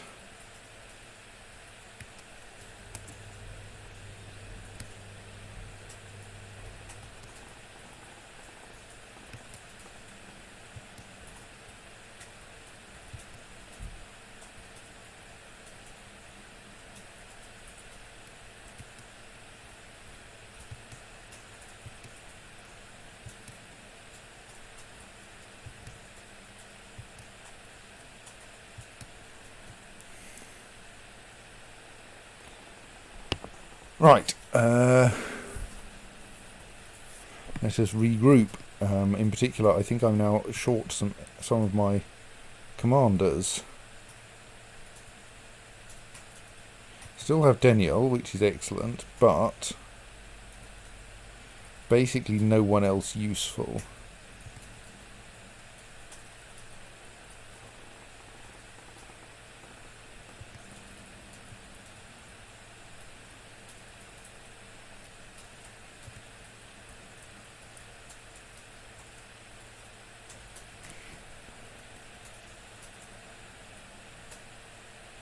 Cantigena not my commander.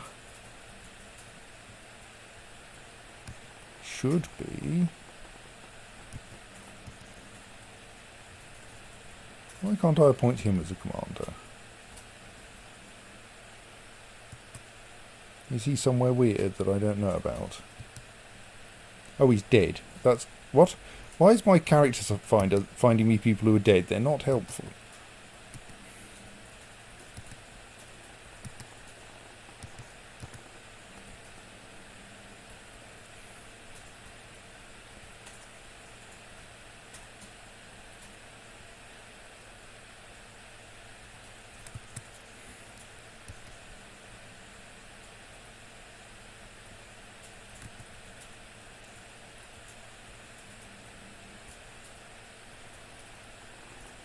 He wouldn't be bad.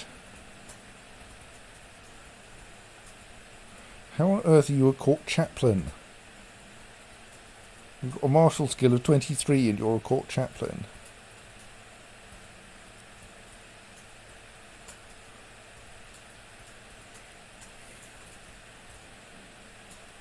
So, but he won't join my court. How much will he not join my court?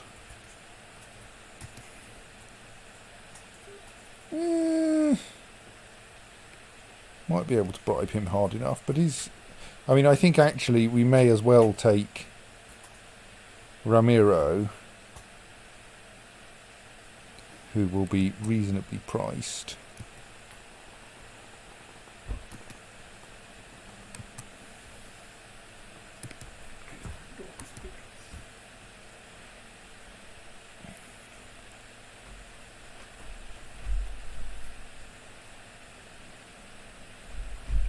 Anyone else there who's obviously...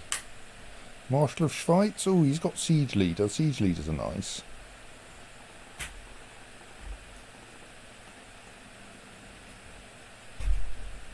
Alderic is also a siege leader.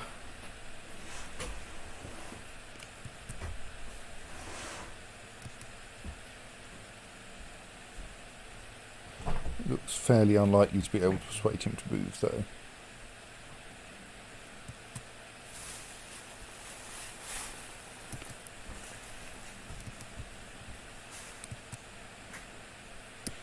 Let's invite Hupold as well. Right. That should enable me to get back to a decent set of commanders.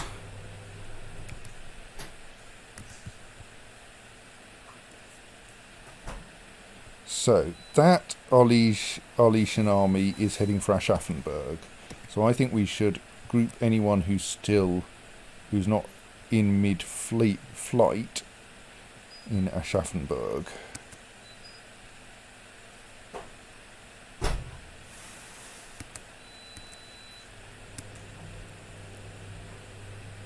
Let us route this army slightly more southerly.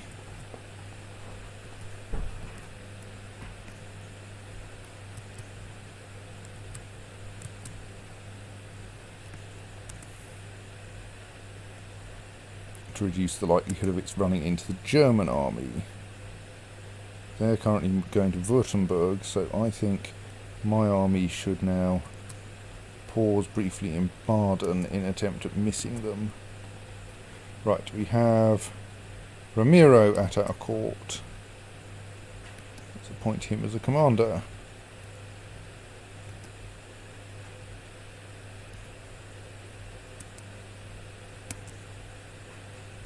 And Hupold has arrived at our court. Appoint him as a commander. Oops, I think I forgot to actually press the appoint as commander button, so let's find the other one.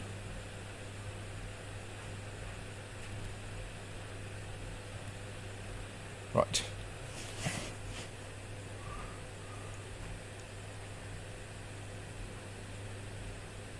So we probably want Deniel and Hupold on our whatever army we can lay our paws on.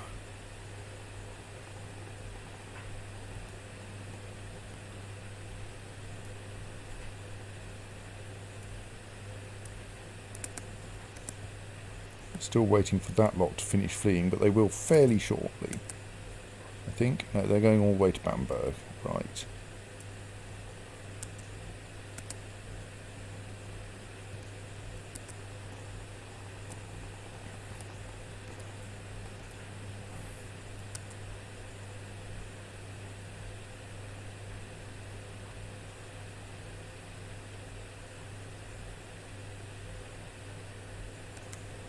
You are still going to Württemberg, aren't you? Yes. It's movement locked now, so that we can send this lot via Worms to Bamberg. Probably.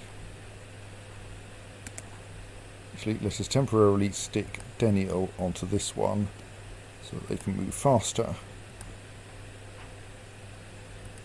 Let's make sure this one has Does already have a siege leader, okay. We can get Ramiro in the centre, and actually may as well head over there. Hang on, we seem to have 2 armies there. Those should be 1 army.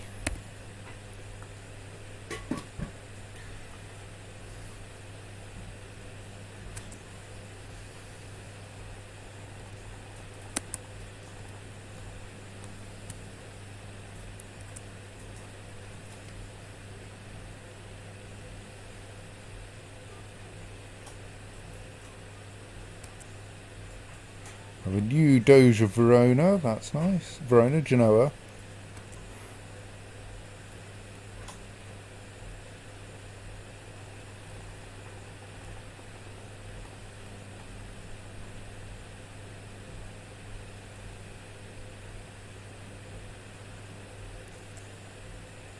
What are you lot doing down there?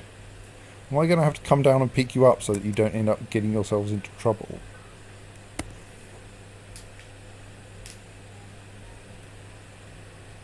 I'm going to stick myself on the left wing, as is traditional, when we'll have Daniel and Brennan on the other 2 flanks.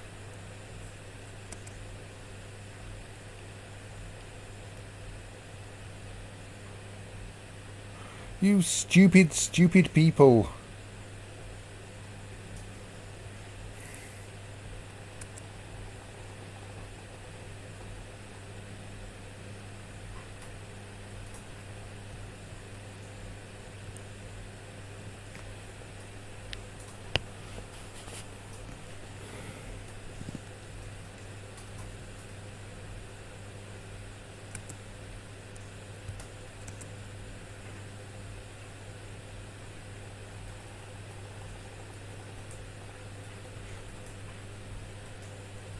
Come up here to where my army is.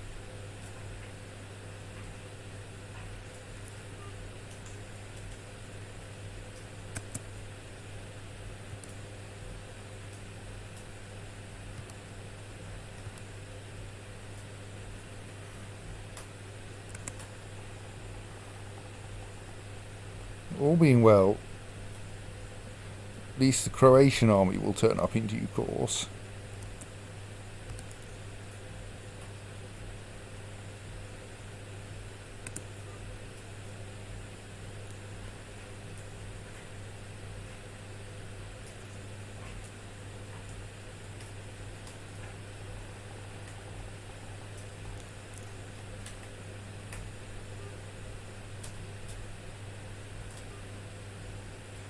Let's get ourselves at least controlling the disputed territory.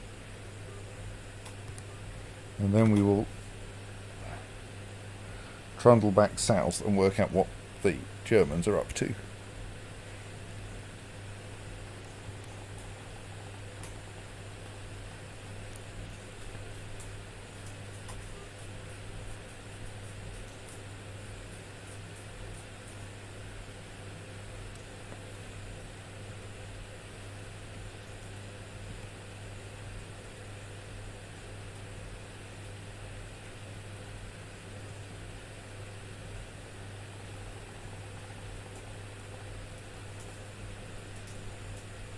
They're heading eastwards, excellent.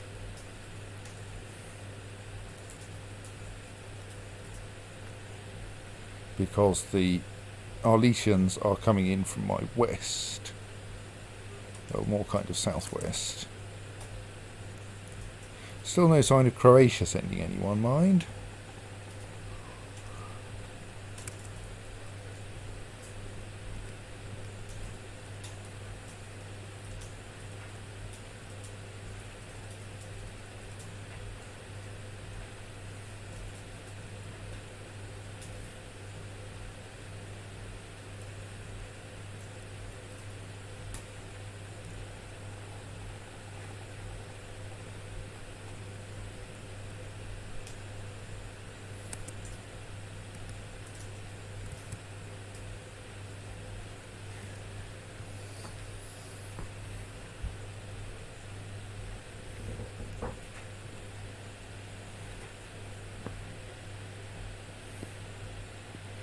Looks like we may actually be about to successfully get their army to come and meet me.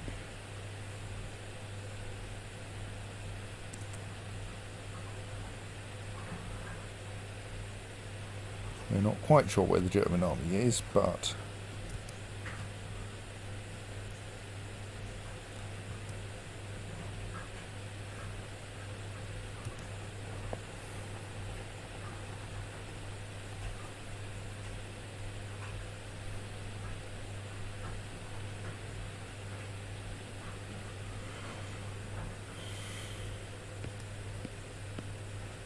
sorry, where is this Aletian army heading for?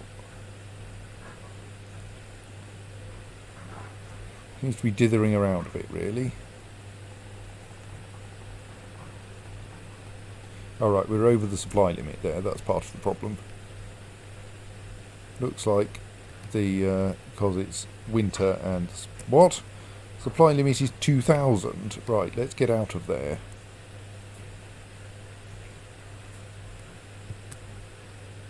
Not even try to besiege that place, at least not with all of our troops. It's just going to be uncomfortable.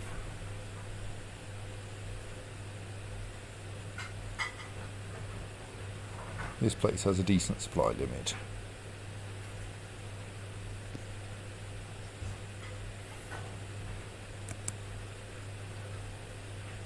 Right, now we have a bit of a problem because all of our troops have run away from the low supply limits, and now the Germans have turned up again. Without our allies, there's not a lot we can do, so...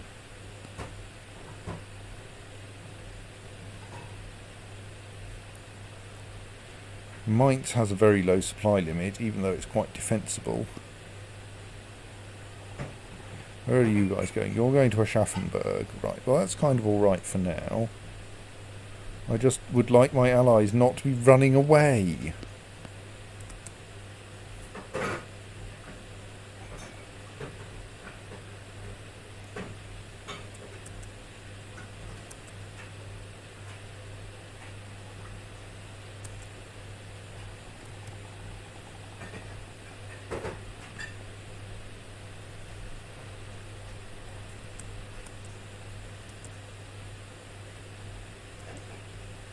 Alright, my allies may be coming back now.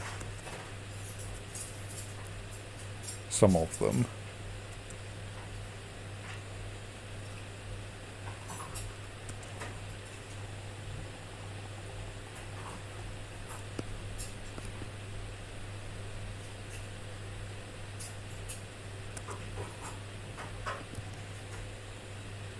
Where are you going? Don't go there. I mean, you can go there if you want to, but I don't think it's going to help you much. Right. German army is trying to join me in Frankfurt.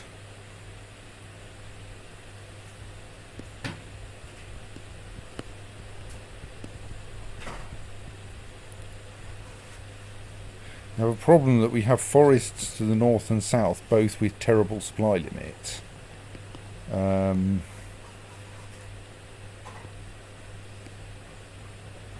Aschaffenburg, where they're coming from, has a decent supply limit, but I really don't want to get into a battle with them, especially not on plains. Supply limit in the hills to the west is okay. So we should be able to flee fast enough that battle won't happen. Sadly not, right. We can't hope to win that.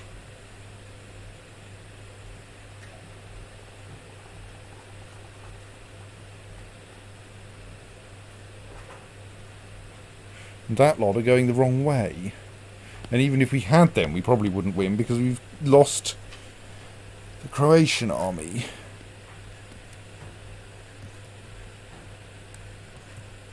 So if we depart south or north, we can escape the battle. So let's head that way as fast as we can to try to meet up with the Arletian army and hope we don't lose too many men in Mainz to the low supply limit.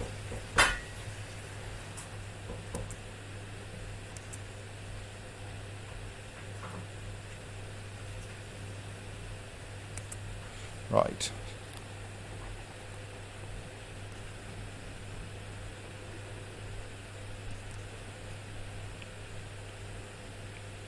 My hope is that the Arletian army will now follow me.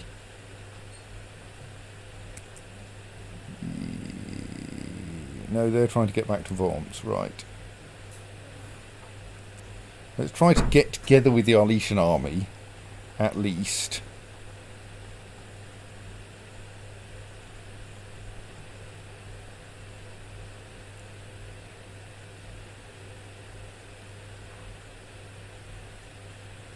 Technically, I will join your war.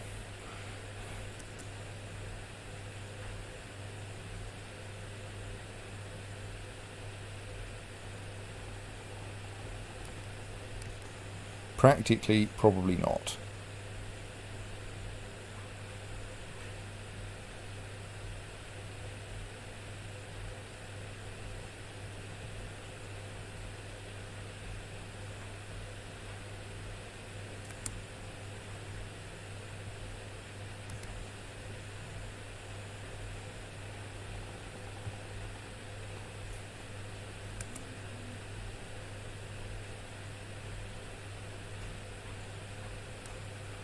They're, as expected, heading for Mainz. If I head to Mainz,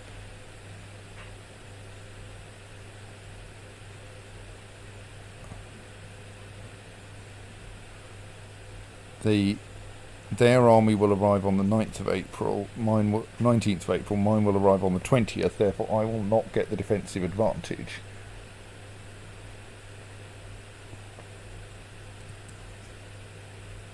So therefore there's not much point going there.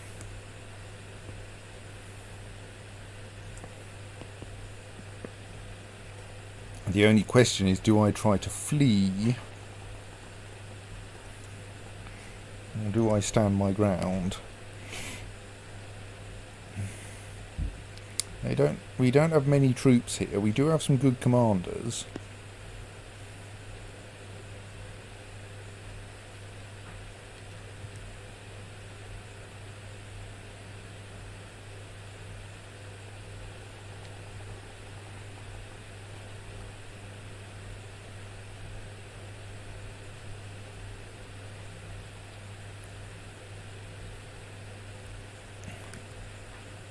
Switch in Radboat on that flank for the defensive advantage. Don't think it'll save us.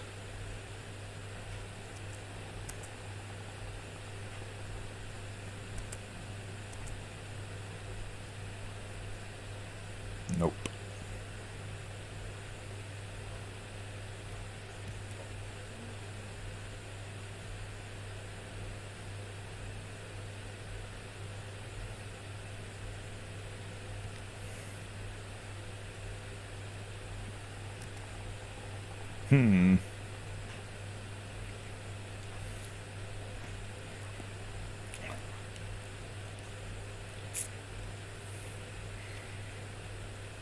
Do we go for a bravely die in battle? Well, we might not die.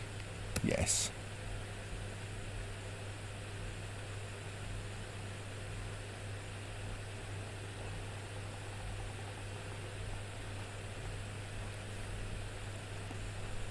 I technically won the duel.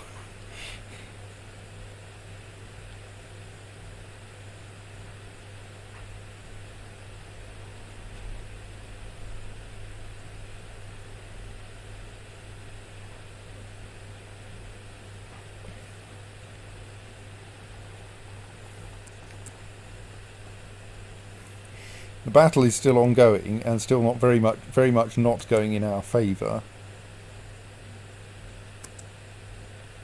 What are you doing in the centre? I think that's probably because our the commander there. Oh yes, Daniel got killed in a very sad accident.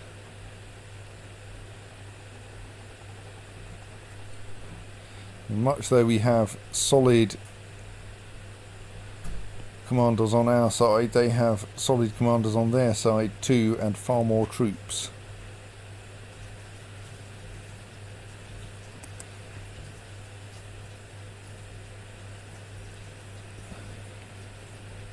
And I presume there is no way he'll take a white peace at this stage. No, he'll accept a surrender, but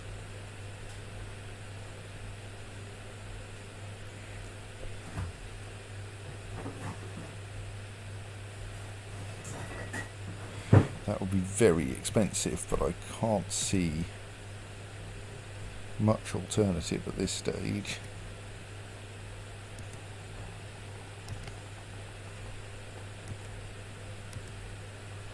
No, that's not. Oh, right, that's the wrong side anyway.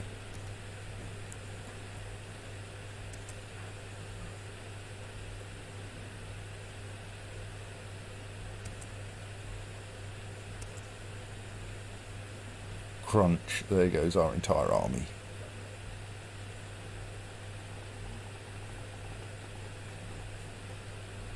Right, I think it is time to accept that this war was folly.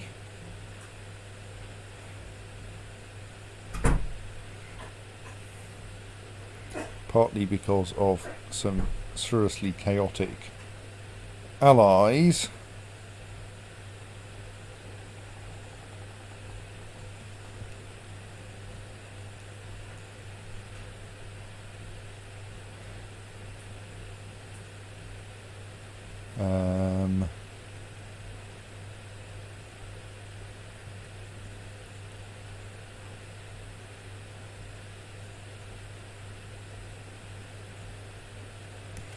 Unless I can think of some way to recover this.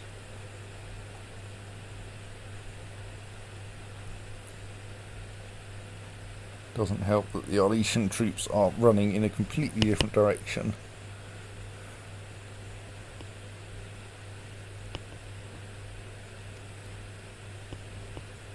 I'm worried that German army, yeah, we should offer a surrender pretty soon. Let's offer surrender once we've reached the end of our flight.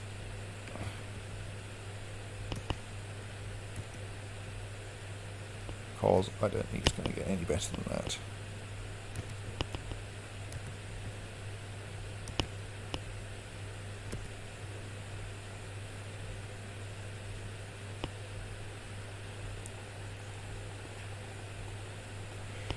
It's going to leave us in a fairly bad situation.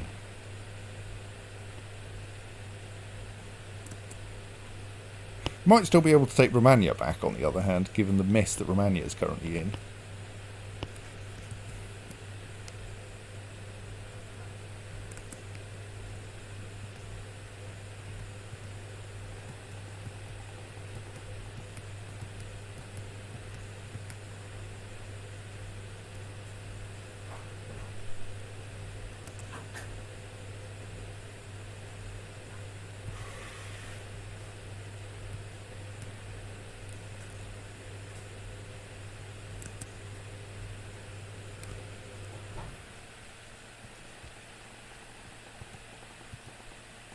Or maybe not.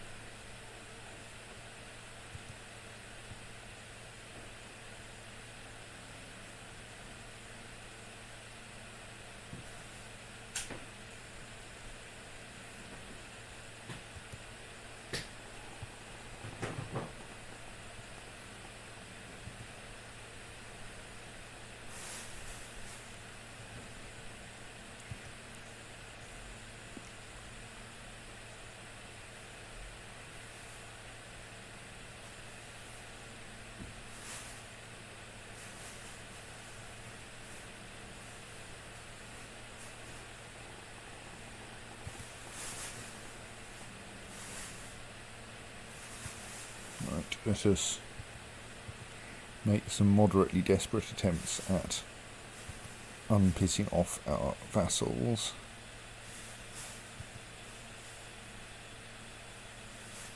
We have no good vassals for being commanders, frankly.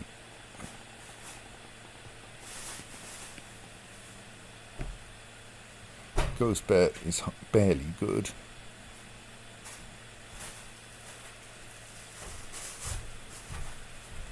I think we're going to need to import our another new commander.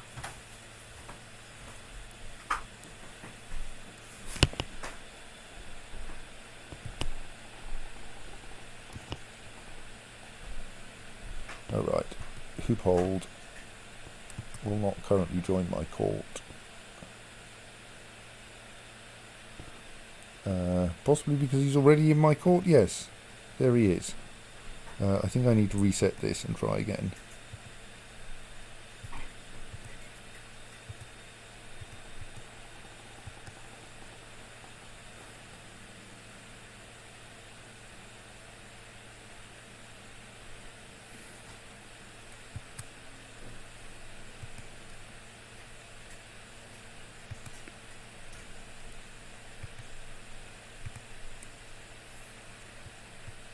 Right.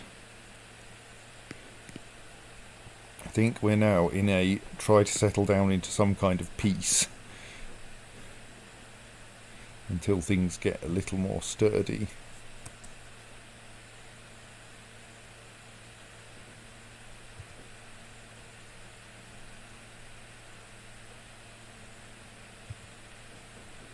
Well, okay. Do I give in to Gavelkind succession? Who on earth would be my heir under Gavelkind? I mean, it might be someone who is not... yes. No, I will not be blackmailed, because that will be the end of the game. Well, I mean, strictly she can always change the succession law back.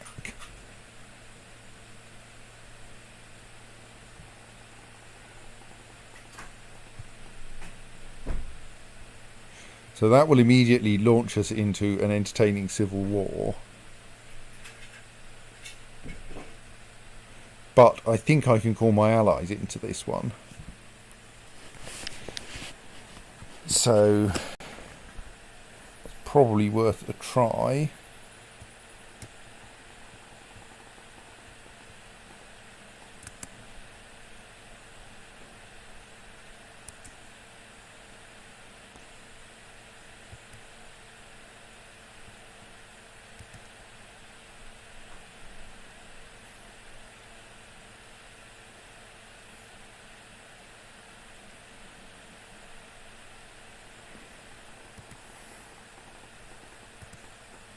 Oops, no.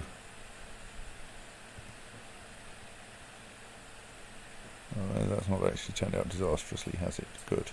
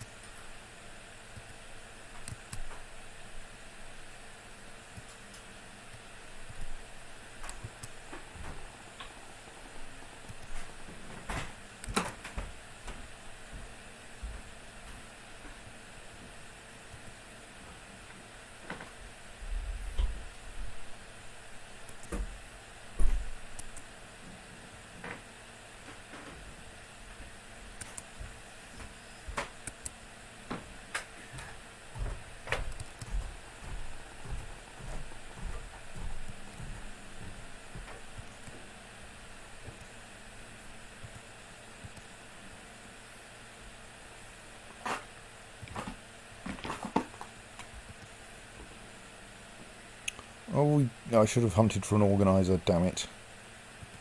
Oh well.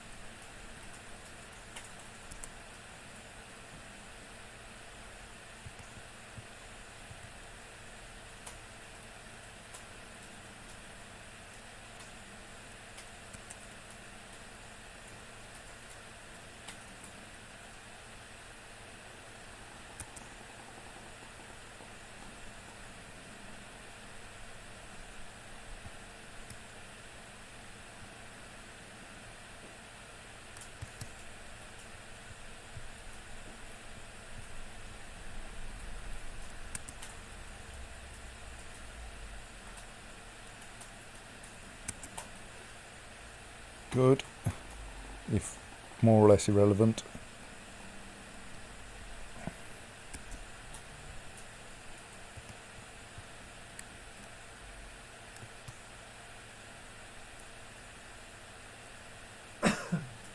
So where are the Arletian army massing? They appear to be massing there insofar as they have any mass in Savoy. So let's get my people heading towards Savoy.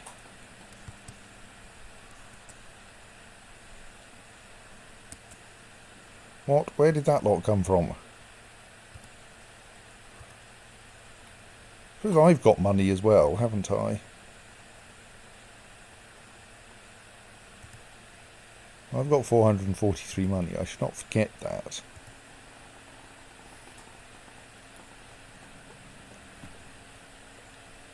I could happily hire some pretty solid mercenaries for 443 money. That would only get me 5 months of them, though.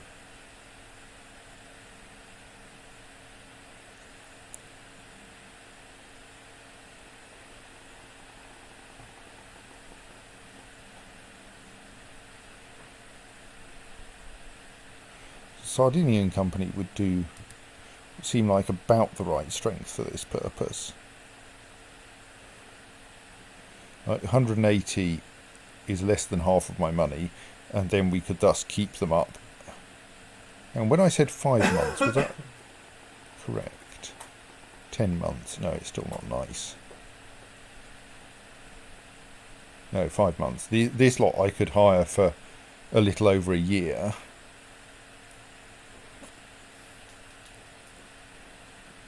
For a price I can actually afford.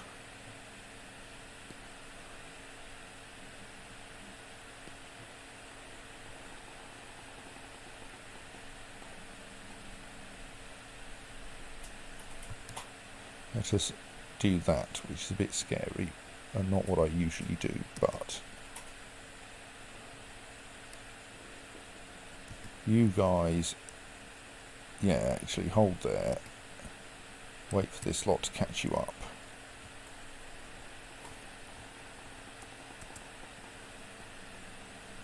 Then essentially we're going to hope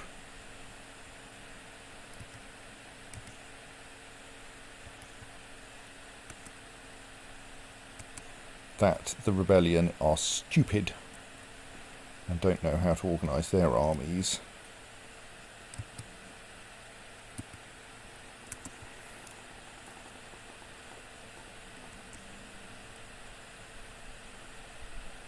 And so far they appear to be.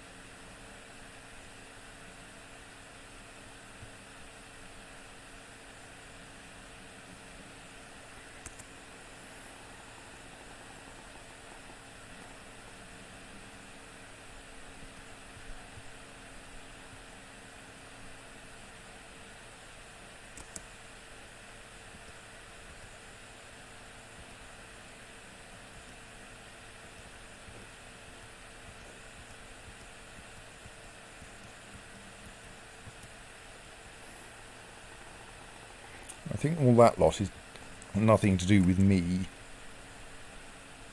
Here we're randomly besieging a trade post, which is probably good. At least I assume it's a trade post, given how fast it's falling over.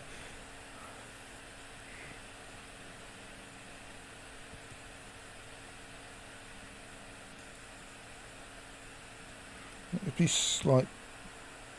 Oh no, we want to. No, stay where you are.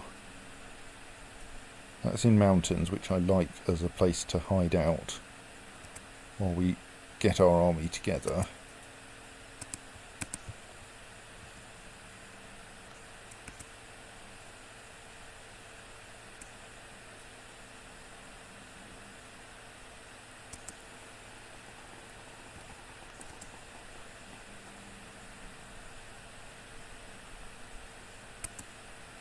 What now?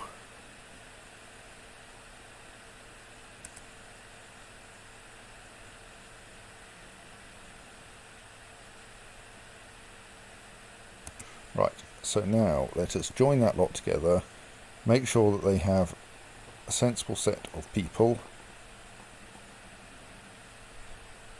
I'm still not a bad commander, but like we've got better now. Centre we should have Ramiro, and we'll stick our marshal. Well, our marshal's on the other flank anyway.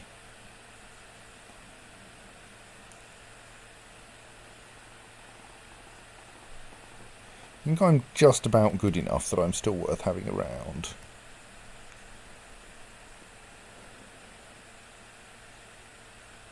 So now let's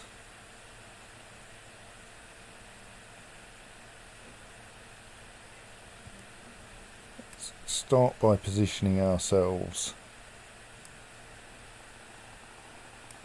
in Parma, which is fairly safe.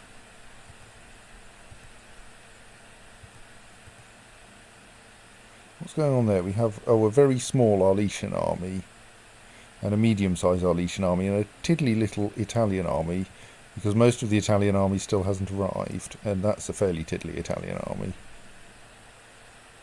That Italian army has somehow got stuck up there, right. Have them pootle through the mountains as far as possible.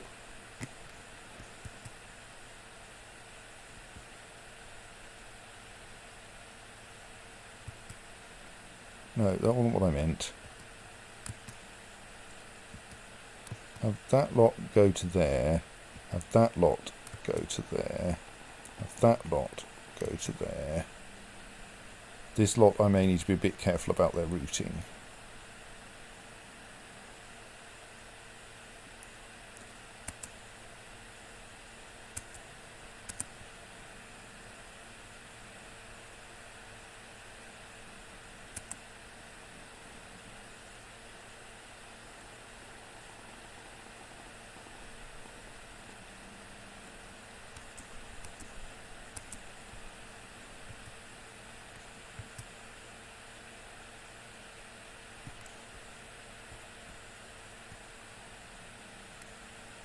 Let us now actually pile all of our forces into Genoa.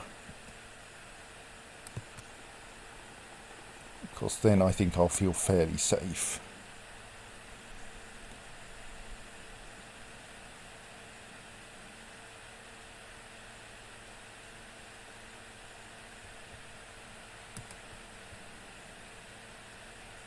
Oh, that's not our war, right? Yes, that's our war.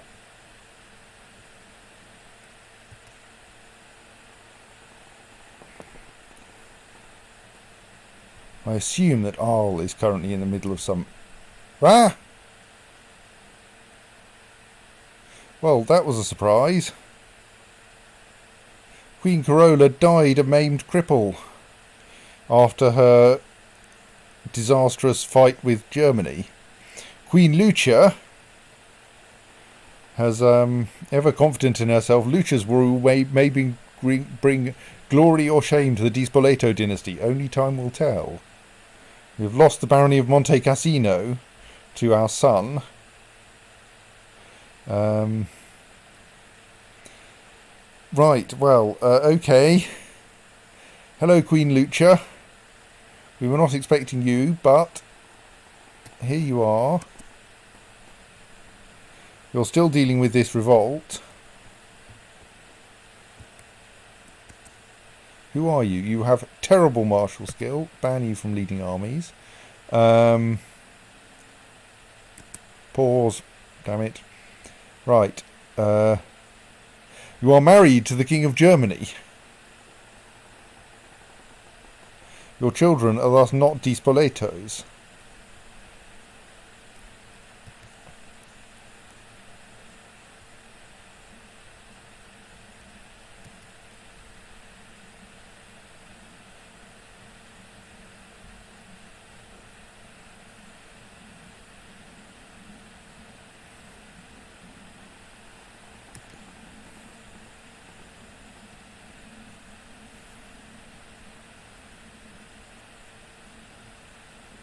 We are rapidly running out of halfway competent candidates. Okay, yeah, I'll give my vote to Eugenia.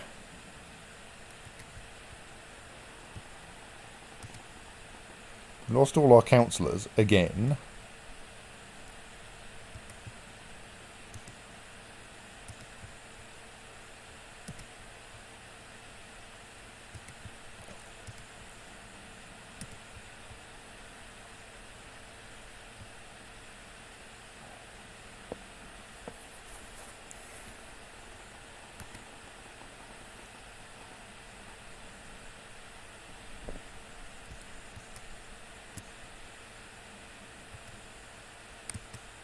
At least the new queen is slightly less unpopular than the old one. So that's allowed us to raise a few more troops.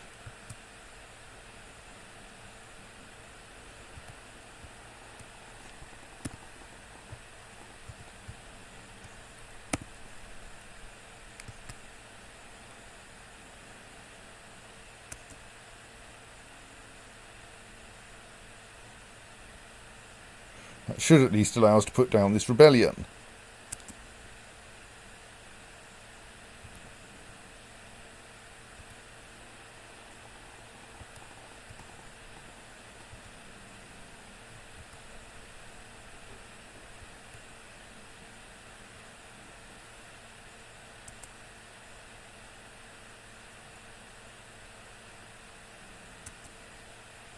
Right, Princess Eugenia is our new heir.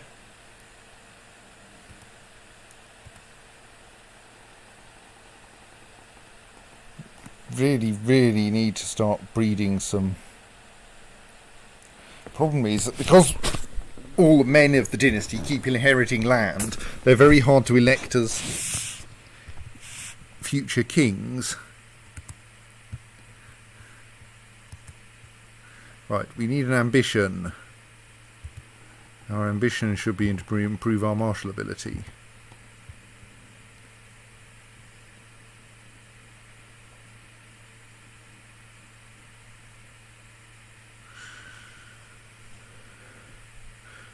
We still have a usable claim on the Duchy of Hesse. We should probably use it. How are we off? We've got a ludicrous amount of extra that. We have a fair amount of everything available.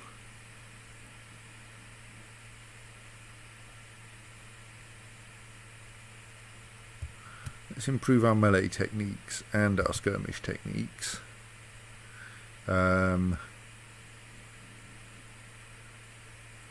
That's all we really need to do now. We don't want to imprison Dietrich. He's our spy master or something. So we have a slightly scary anti-king faction.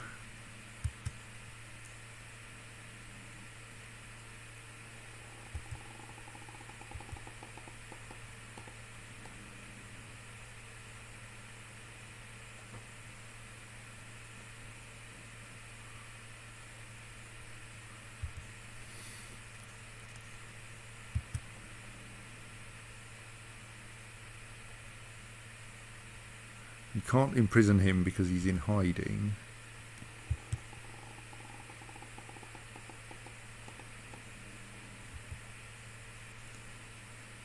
That would be tyrannical, so we best not do that.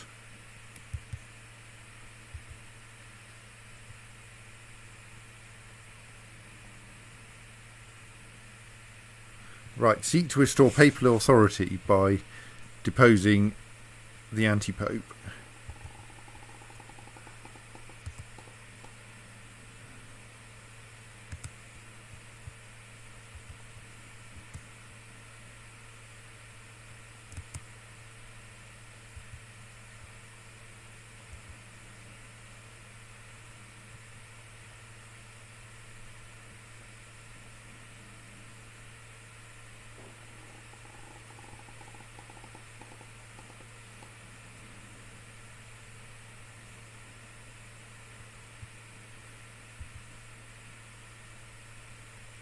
once we've got all of our armies together in Genoa, I think we might march north on Milan.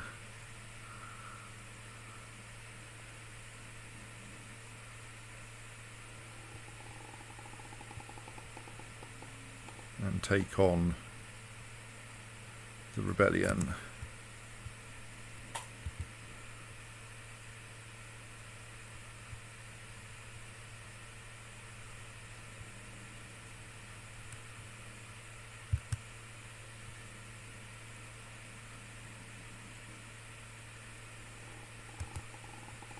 Ideally before they complete that siege. Ah, sadly.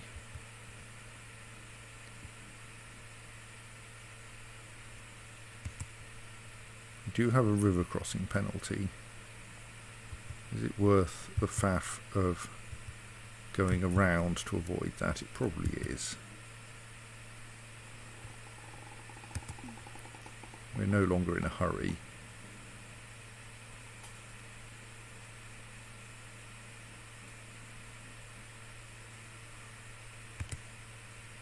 Oh, there's a river crossing, a river there as well, is there?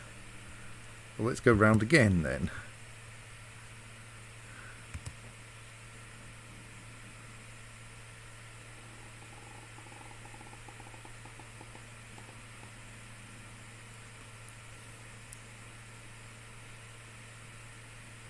What?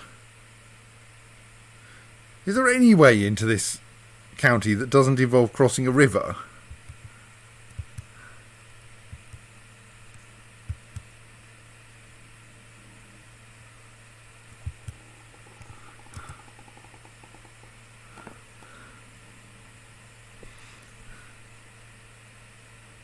I mean, my armies are slowly reinforcing as well.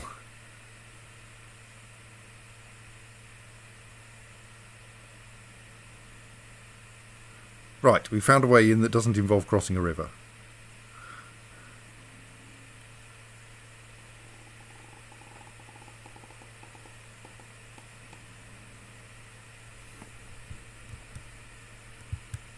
Also found another army.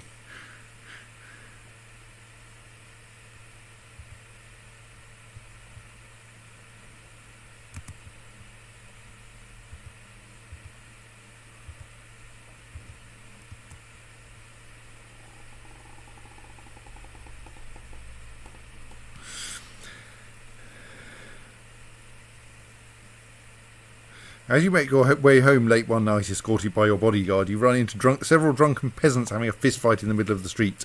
Your guards attempt to steer you away, but you have an idea. Would this not be the perfect sparring opportunity with which to improve your martial ability? Absolutely.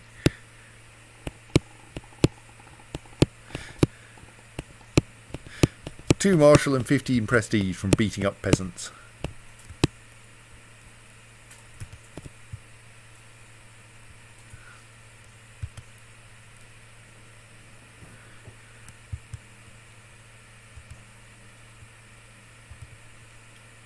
Let's check he's not worth any war score. 5%. Nah, let's get the money.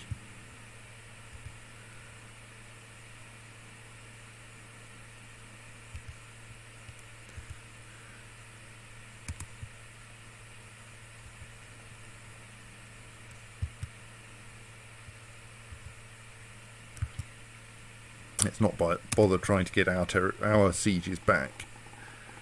Much better to occupy their territory because they've got so little of it.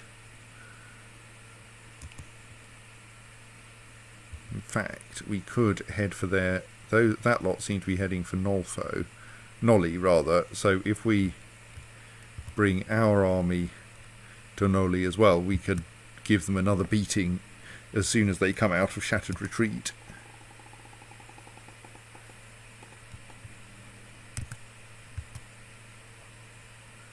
But yeah, that slightly reduced our war score, but it got us some money, and frankly this is going to... Okay, are they heading for Genoa anyway? Okay.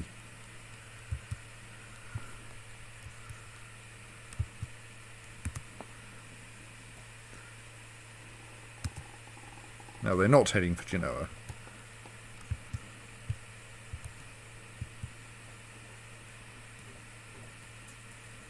Yeah, we can't avoid that river crossing penalty. Let's get them while they're still demoralised.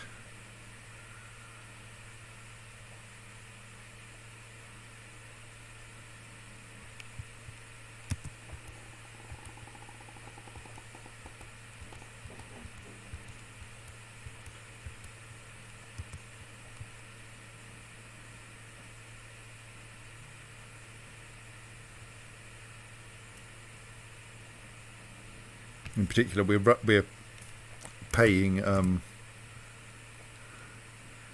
mercenaries, so it's worth hitting them hard and fast.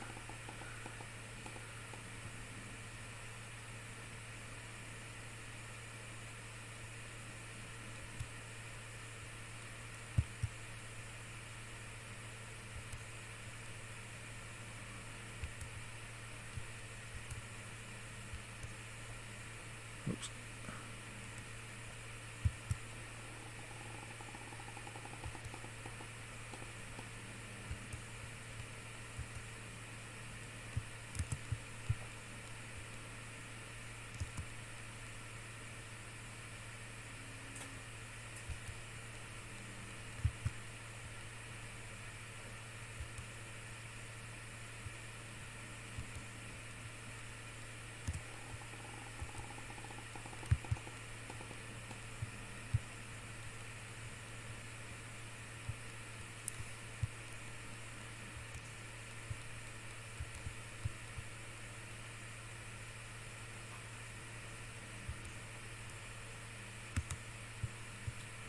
I accidentally ended up with someone in prison whom I thought I could use for the ransom. No, apparently I can't. Well, we'll release him when the war's over, if he doesn't get released before.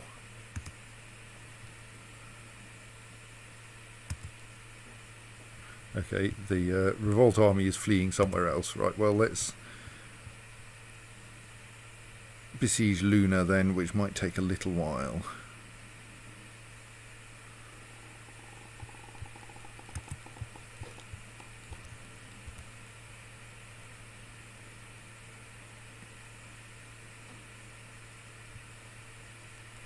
We could probably dismiss those fairly expensive. We're doing all right for money.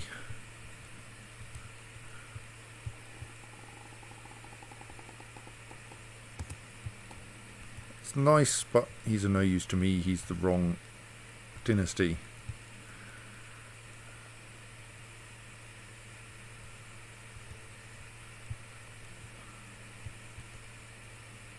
That's actually primarily a city as well. We might do better. Break off this siege and head over to Nolly and besiege that, where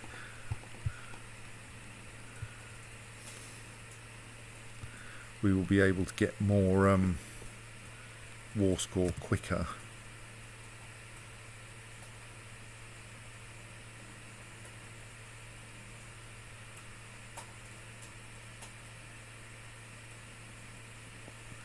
Because the city is much less well defended than a castle would be.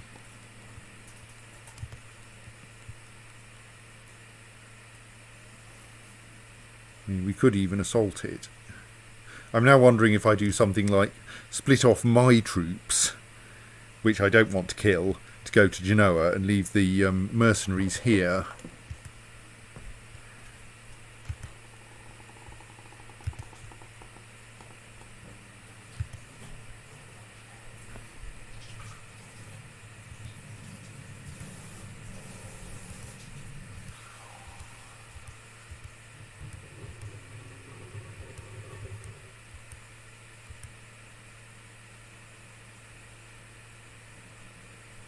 Do you think that's enough to keep the siege going?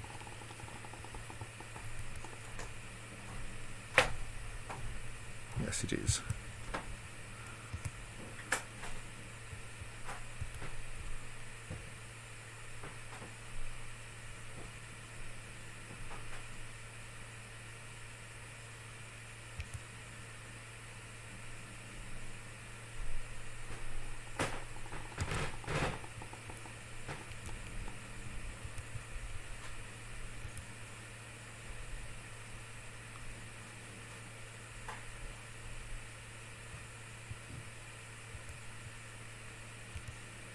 Ah, but they don't have enough for that. Right, let's...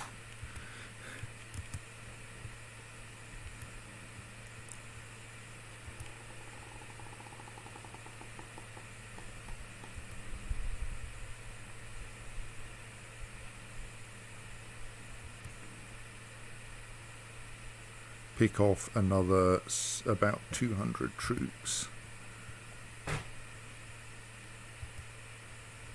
and send them, no, not them, them to assist with that siege. No, they're not my personal troops, they're liege troops, liege levy troops, and thus, while it's not as good to kill them as it is to kill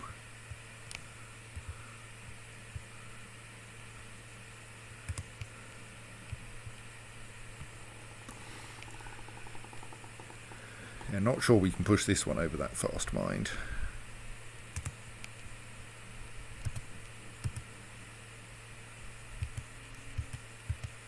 Something exciting going on in Franconia. I should go and investigate at some point.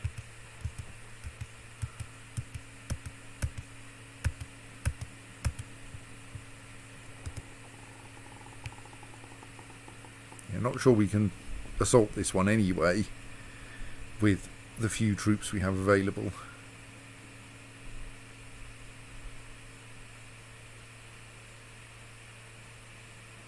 That's fine.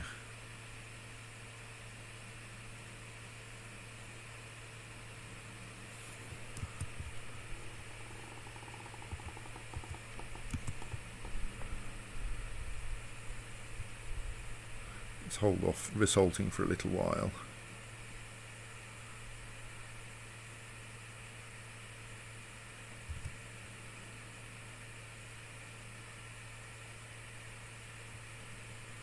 Right, that gets us enough war score that we can end the war.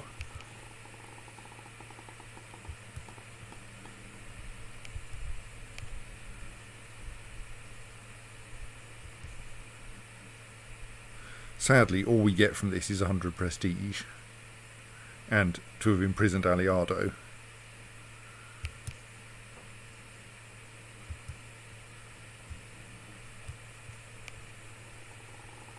We're going to dismiss them, which includes dismissing the... let's just see if there's... While we've got these troops available...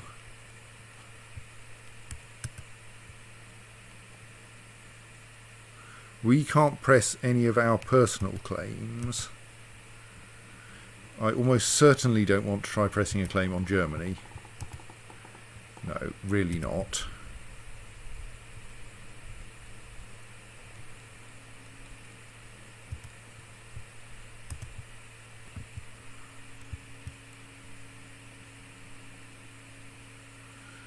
Ah, right, I can't declare any new wars because I have levies raised, so I would at least have to... Let's dismiss all the levies.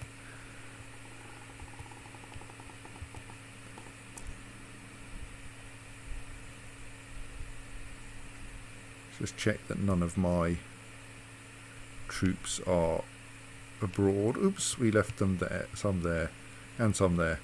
But since I haven't been... The war was entirely internal anyway.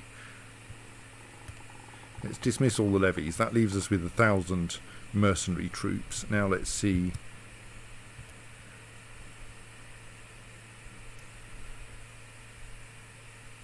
So technically we could try to claim back the barony of Tusculum, which might be a useful thing to do.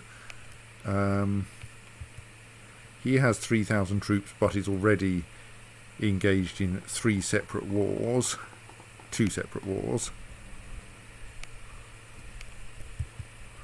Alternatively, we have the Romagnol revolt, from whom we could claim Perugia, who have 2,000 troops and are currently in 2 wars as well. There's also Sardinia and Corsica, who have 1.9 thousand troops but are kind of inconvenient to get to, and we think we have a de jure claims on the Corsican territories.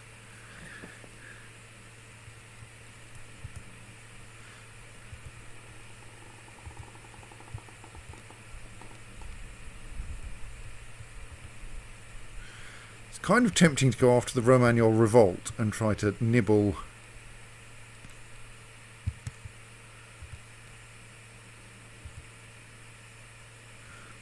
and we have a de jure claim on one of their counties. It's a kind of awkward county to get to.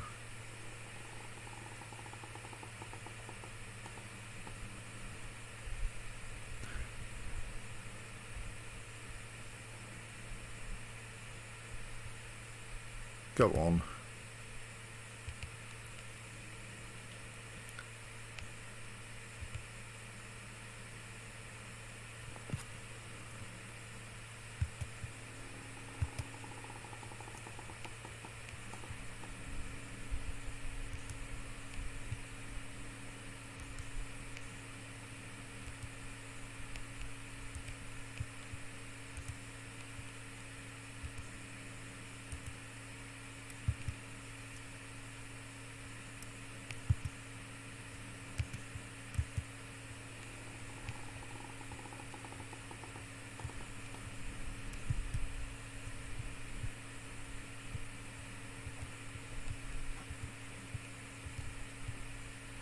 Dismiss our outlying troops. They're not very... 400 troops is not actually to be sneezed at.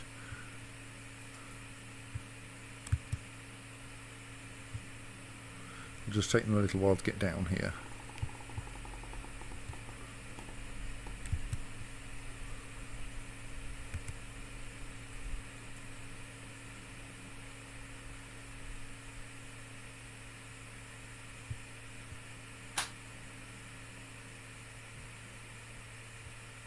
It is kind of mountainous there, but we may be able to take advantage of the fact that the revolt has a fair amount of land and we can nibble other bits of it.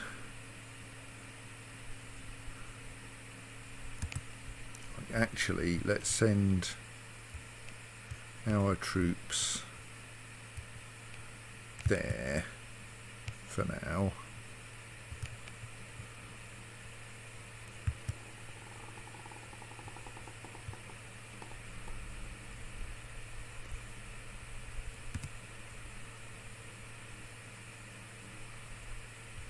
Nice.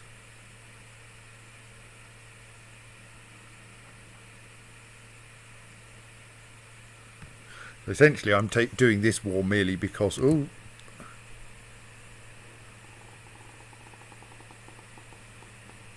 right, his troops are heading into Firenze. Let me get all of mine. Get all of them heading for Firenze as well. They're the guys who are going to arrive first. So let's give them some decent commanders.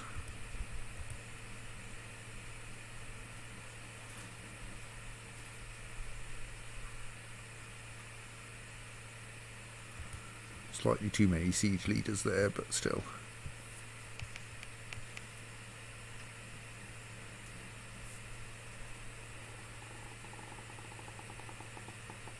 All of my troops are still a bit new. Alright, they've decided to stay where they are. That's fine. We will continue marching into Firenze. They're in mountains. We are not going to try to attack them in those mountains. We want to get our troops in Firenze up to the point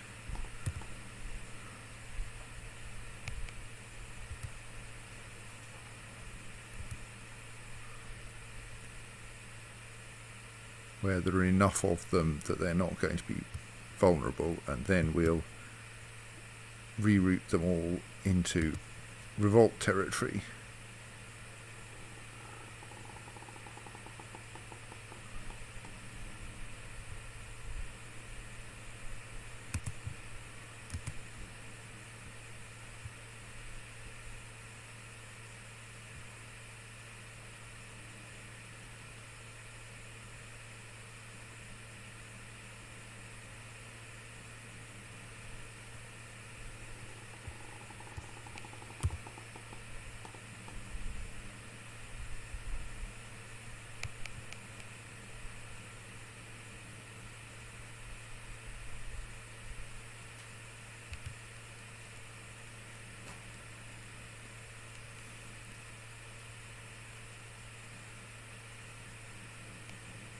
Okay, we have a moderately terrifying number of troops here. This was more than I was expecting.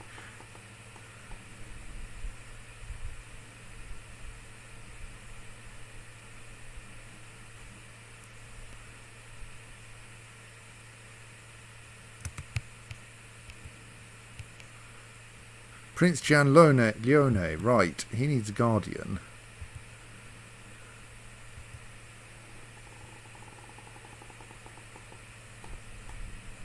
We want ideally someone.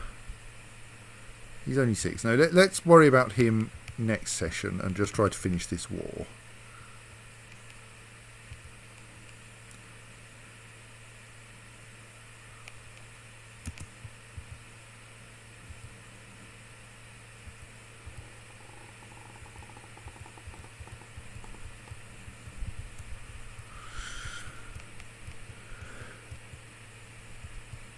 Wars all over the place at the moment.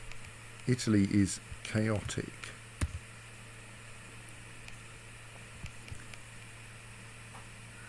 So the plan now is to get some territory and then stomp out and try to dispose of some of the revolt army, preferably when they're not hiding in mountains.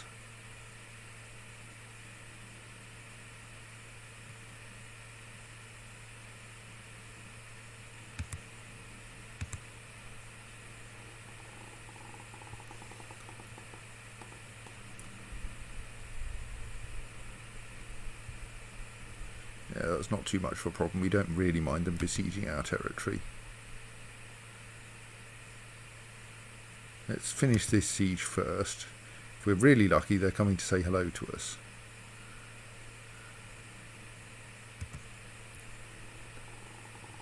They're heading for Modena, are they?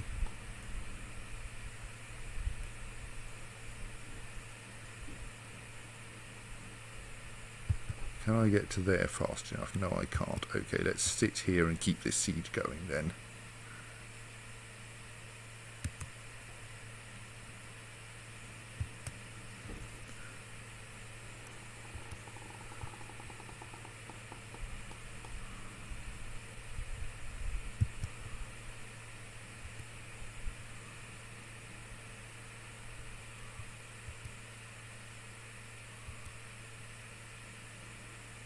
He's part of the Romagnol revolt. We're going to keep her for now.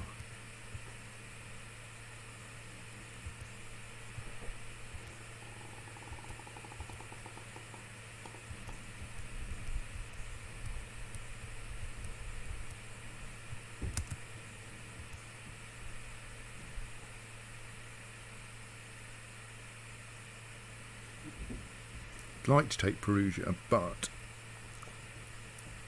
where are you going now? Ferrara. We've managed to besiege that castle now.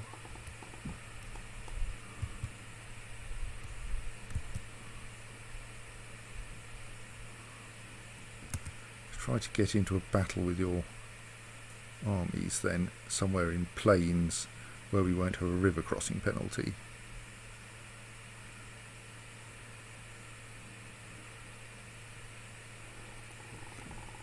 I think we've managed to end up with an extra bit of army on our side,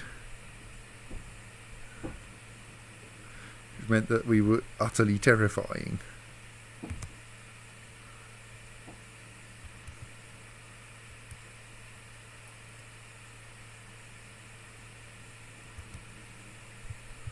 Okay, and Ferrara's capital is a bishopric, so let's sit down and besiege that at least.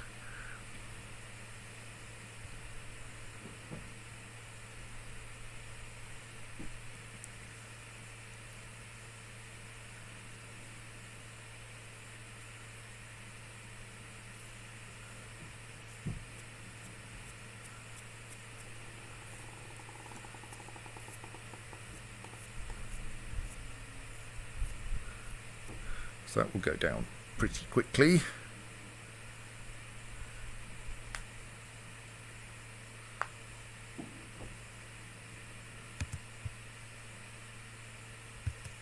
Presume this is nowhere near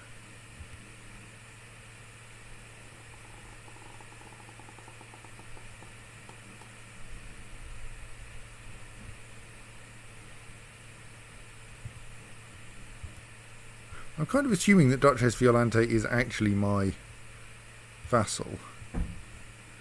Like, she's definitely landed, yes.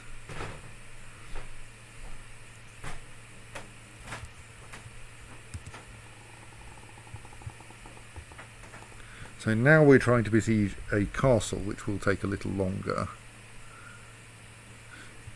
That did get us war score, though, so even though there are other people helping us, we're still getting war score for this, so I think that's sensible to keep going at.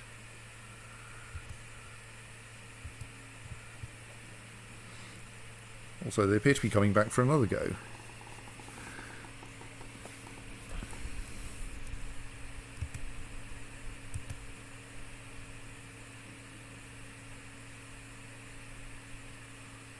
We have the army of the Serene Doge assisting us in this siege.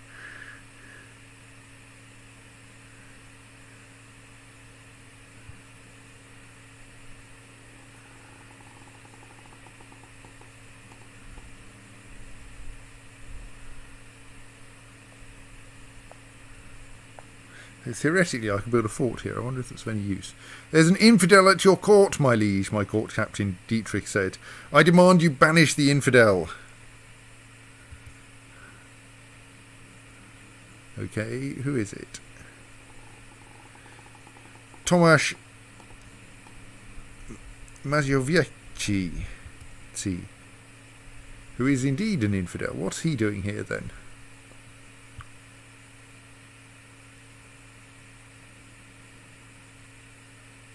Which will annoy Varvara, who is a random courtier as well. Otherwise, lots of people really dislike me. Right, yes. Banish the infidel.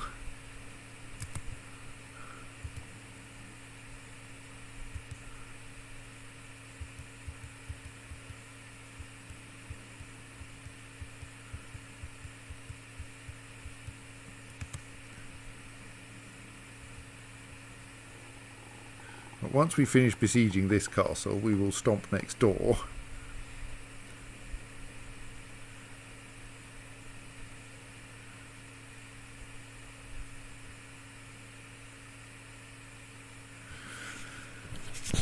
There goes the other laptop.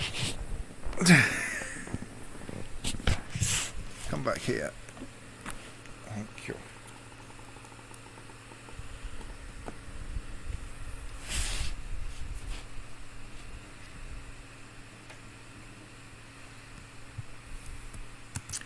Well, yes, war in Italy is still happening. It's not quite the same war it was, but things are still a bit internally unstable in Italy.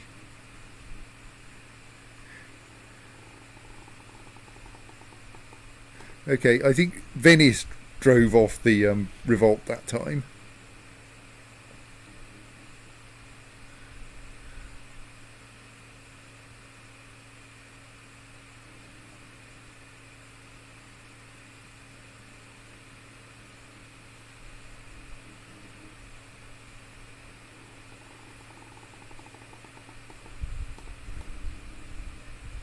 It's a pity, because I was hoping for some more war score from a battle, but...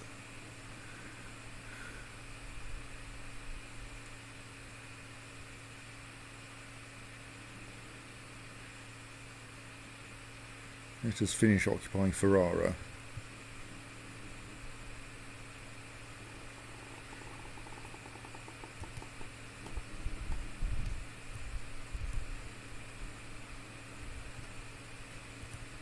Really, you don't stand a chance. Like, I'm actually coming out of this with a profit despite having to fund my mercenary company. Oh! Echenfried, my husband, has died of leprosy.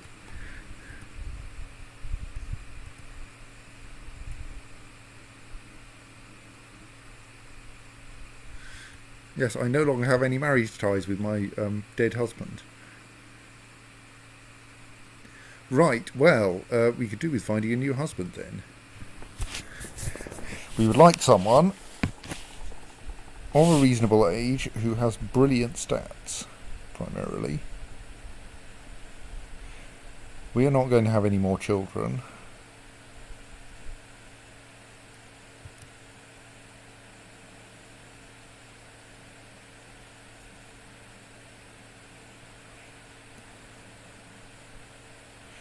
Okay, current front runner Tamash, chief of Pozsony.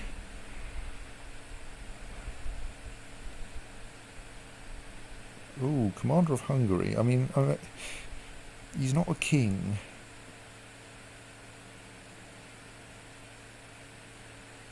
Is the thing.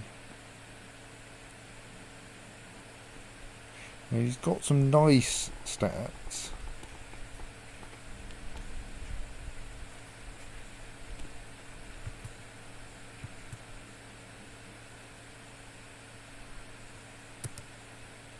He won't take a matrilineal marriage. But there will be no children anyway, so meh. Do lose quite a lot of prestige for doing that, even at chief level.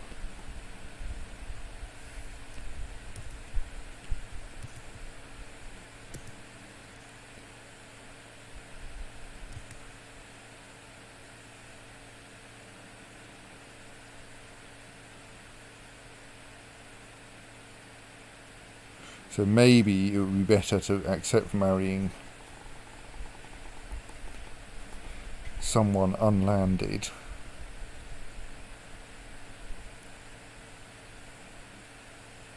That's a nice set of stats, isn't it?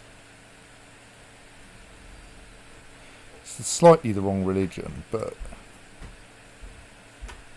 Yes, but we can't have any more children, I'm 45. Random non-aggression pact with a count, which is not of much use. Only minus 100 because he's actually a relative of a count. I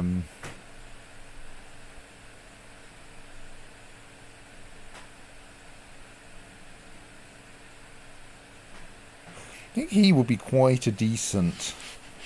I presume he...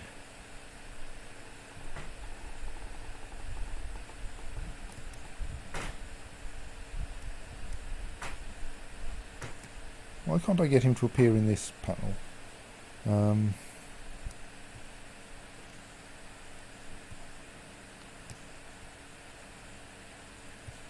That's a left click, damn you.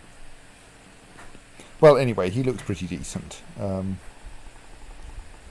I click him, then I can see he's genius, which is not much help. Just, patient, cruel, charitable. Orthodox, but we can probably convert him because he wants to get married. And he's got all his scores above 10. All his scores are 12 or higher, which is quite nice.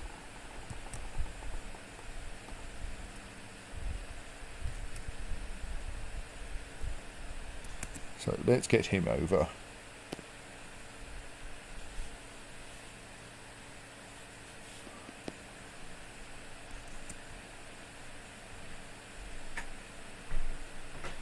Oh, we'll take the prestige. I mean, yes, we're short of money, but let's have more prestige. Prestige is good for not pissing off your vassals. Right, so now I have a new...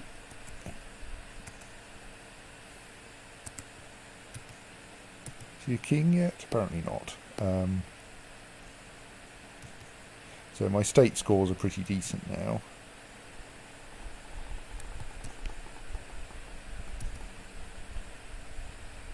He doesn't like me quite enough to want to convert.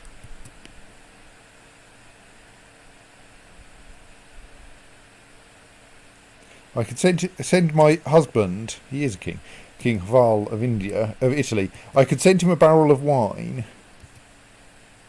which will get 10 extra, which is like it's not a very expensive, not a very large amount of extra opinion, but we're currently at my +2 -3, so it might be enough.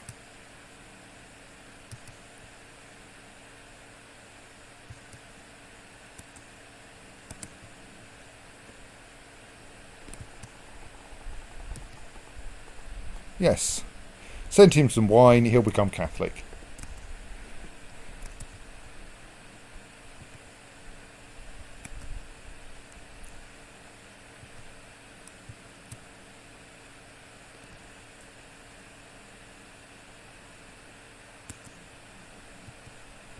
Right. So now he likes me rather more because he doesn't consider me to be of the wrong faith. Innocentius II is doing very well. He's on his third monarch of Italy.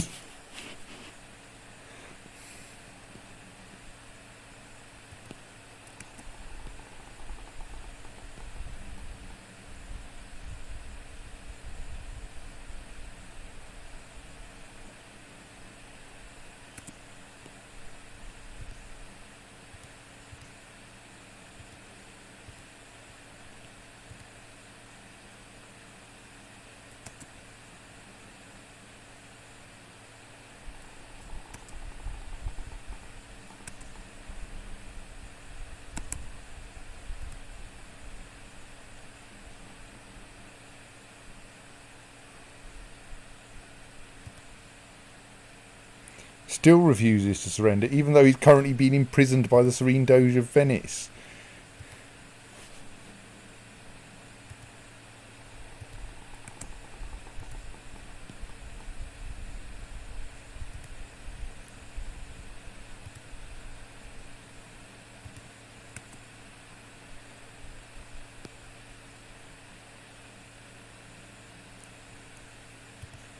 Slightly worried that this revolt is going to end soon. Oh, he's been released by the Serene Doge of Venice. Yeah, we might be able to finish this one before the revolt ends.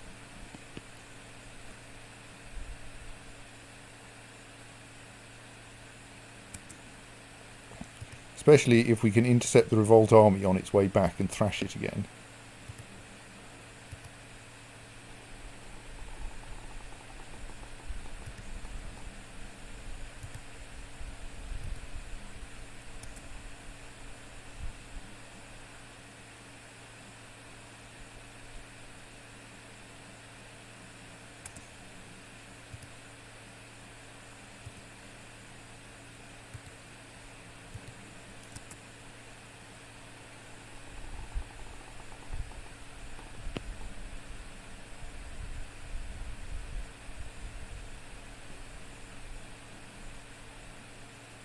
We conveniently get to besiege Bologna ourselves because the war with Venice has ended.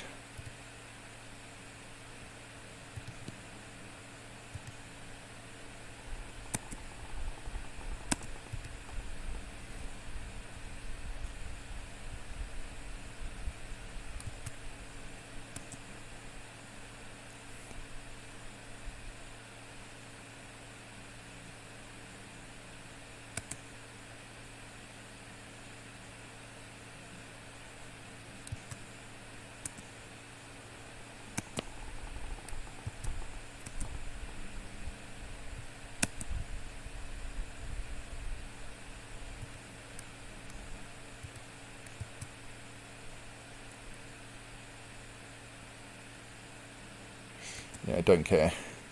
Not with that. Well. Make up your minds. I'm going to have to start waiting for them to become movement locked.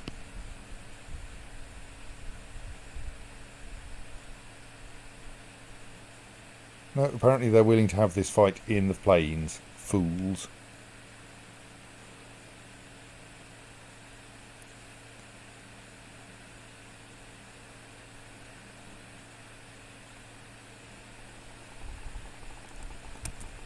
Right.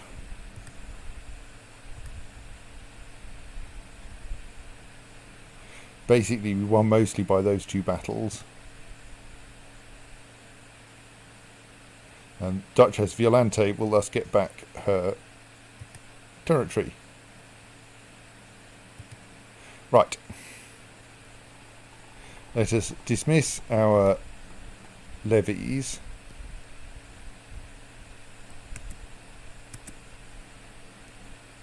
We actually have no personal levies left raised. We'll dismiss the vassal levies. We still have 1,000 hired troops. And, 1,000 troops would cost 100 gold to recruit if you could, get them. If you could get that small an army.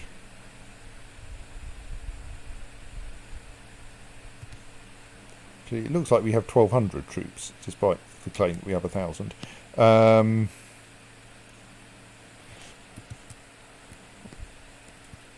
We now have a truce with this guy, so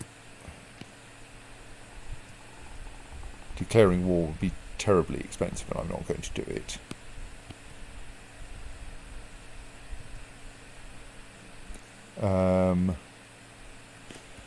What remains of Romagna itself, he has not so many troops that we couldn't take him if we could be bothered.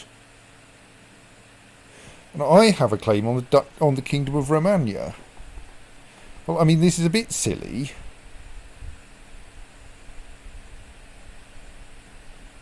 Given that we've just taken a duchy off him.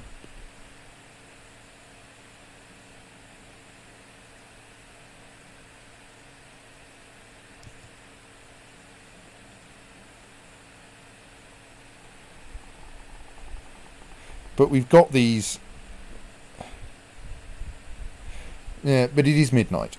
So I'm not going to immediately go to war with Guido of Romagna. But I should definitely be considering it in order to regain Romagna for... Oh, they've managed to get Chieti. Excellent.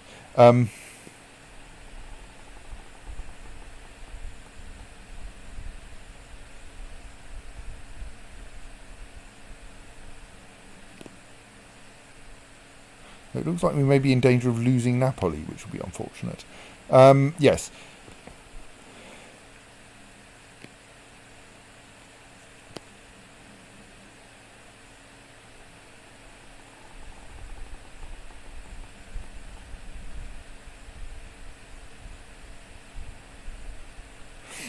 Okay, so King Gregory the Black of Sardinia and Corsica is currently fighting for Romagna.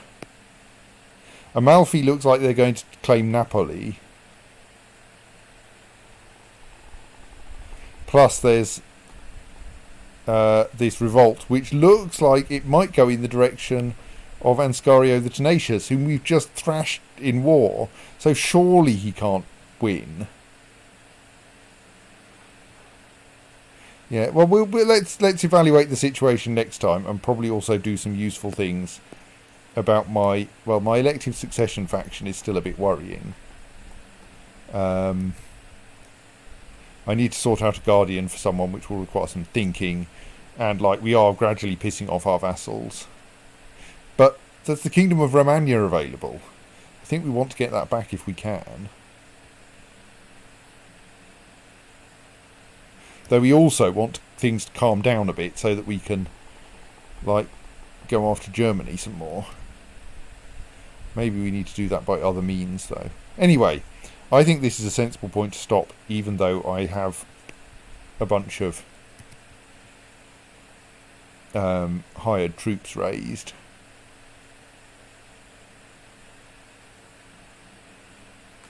I mean, they're not costing me an awful lot. I am currently losing money, it's true. But we'll sort that out next time. So, I think for now, good night.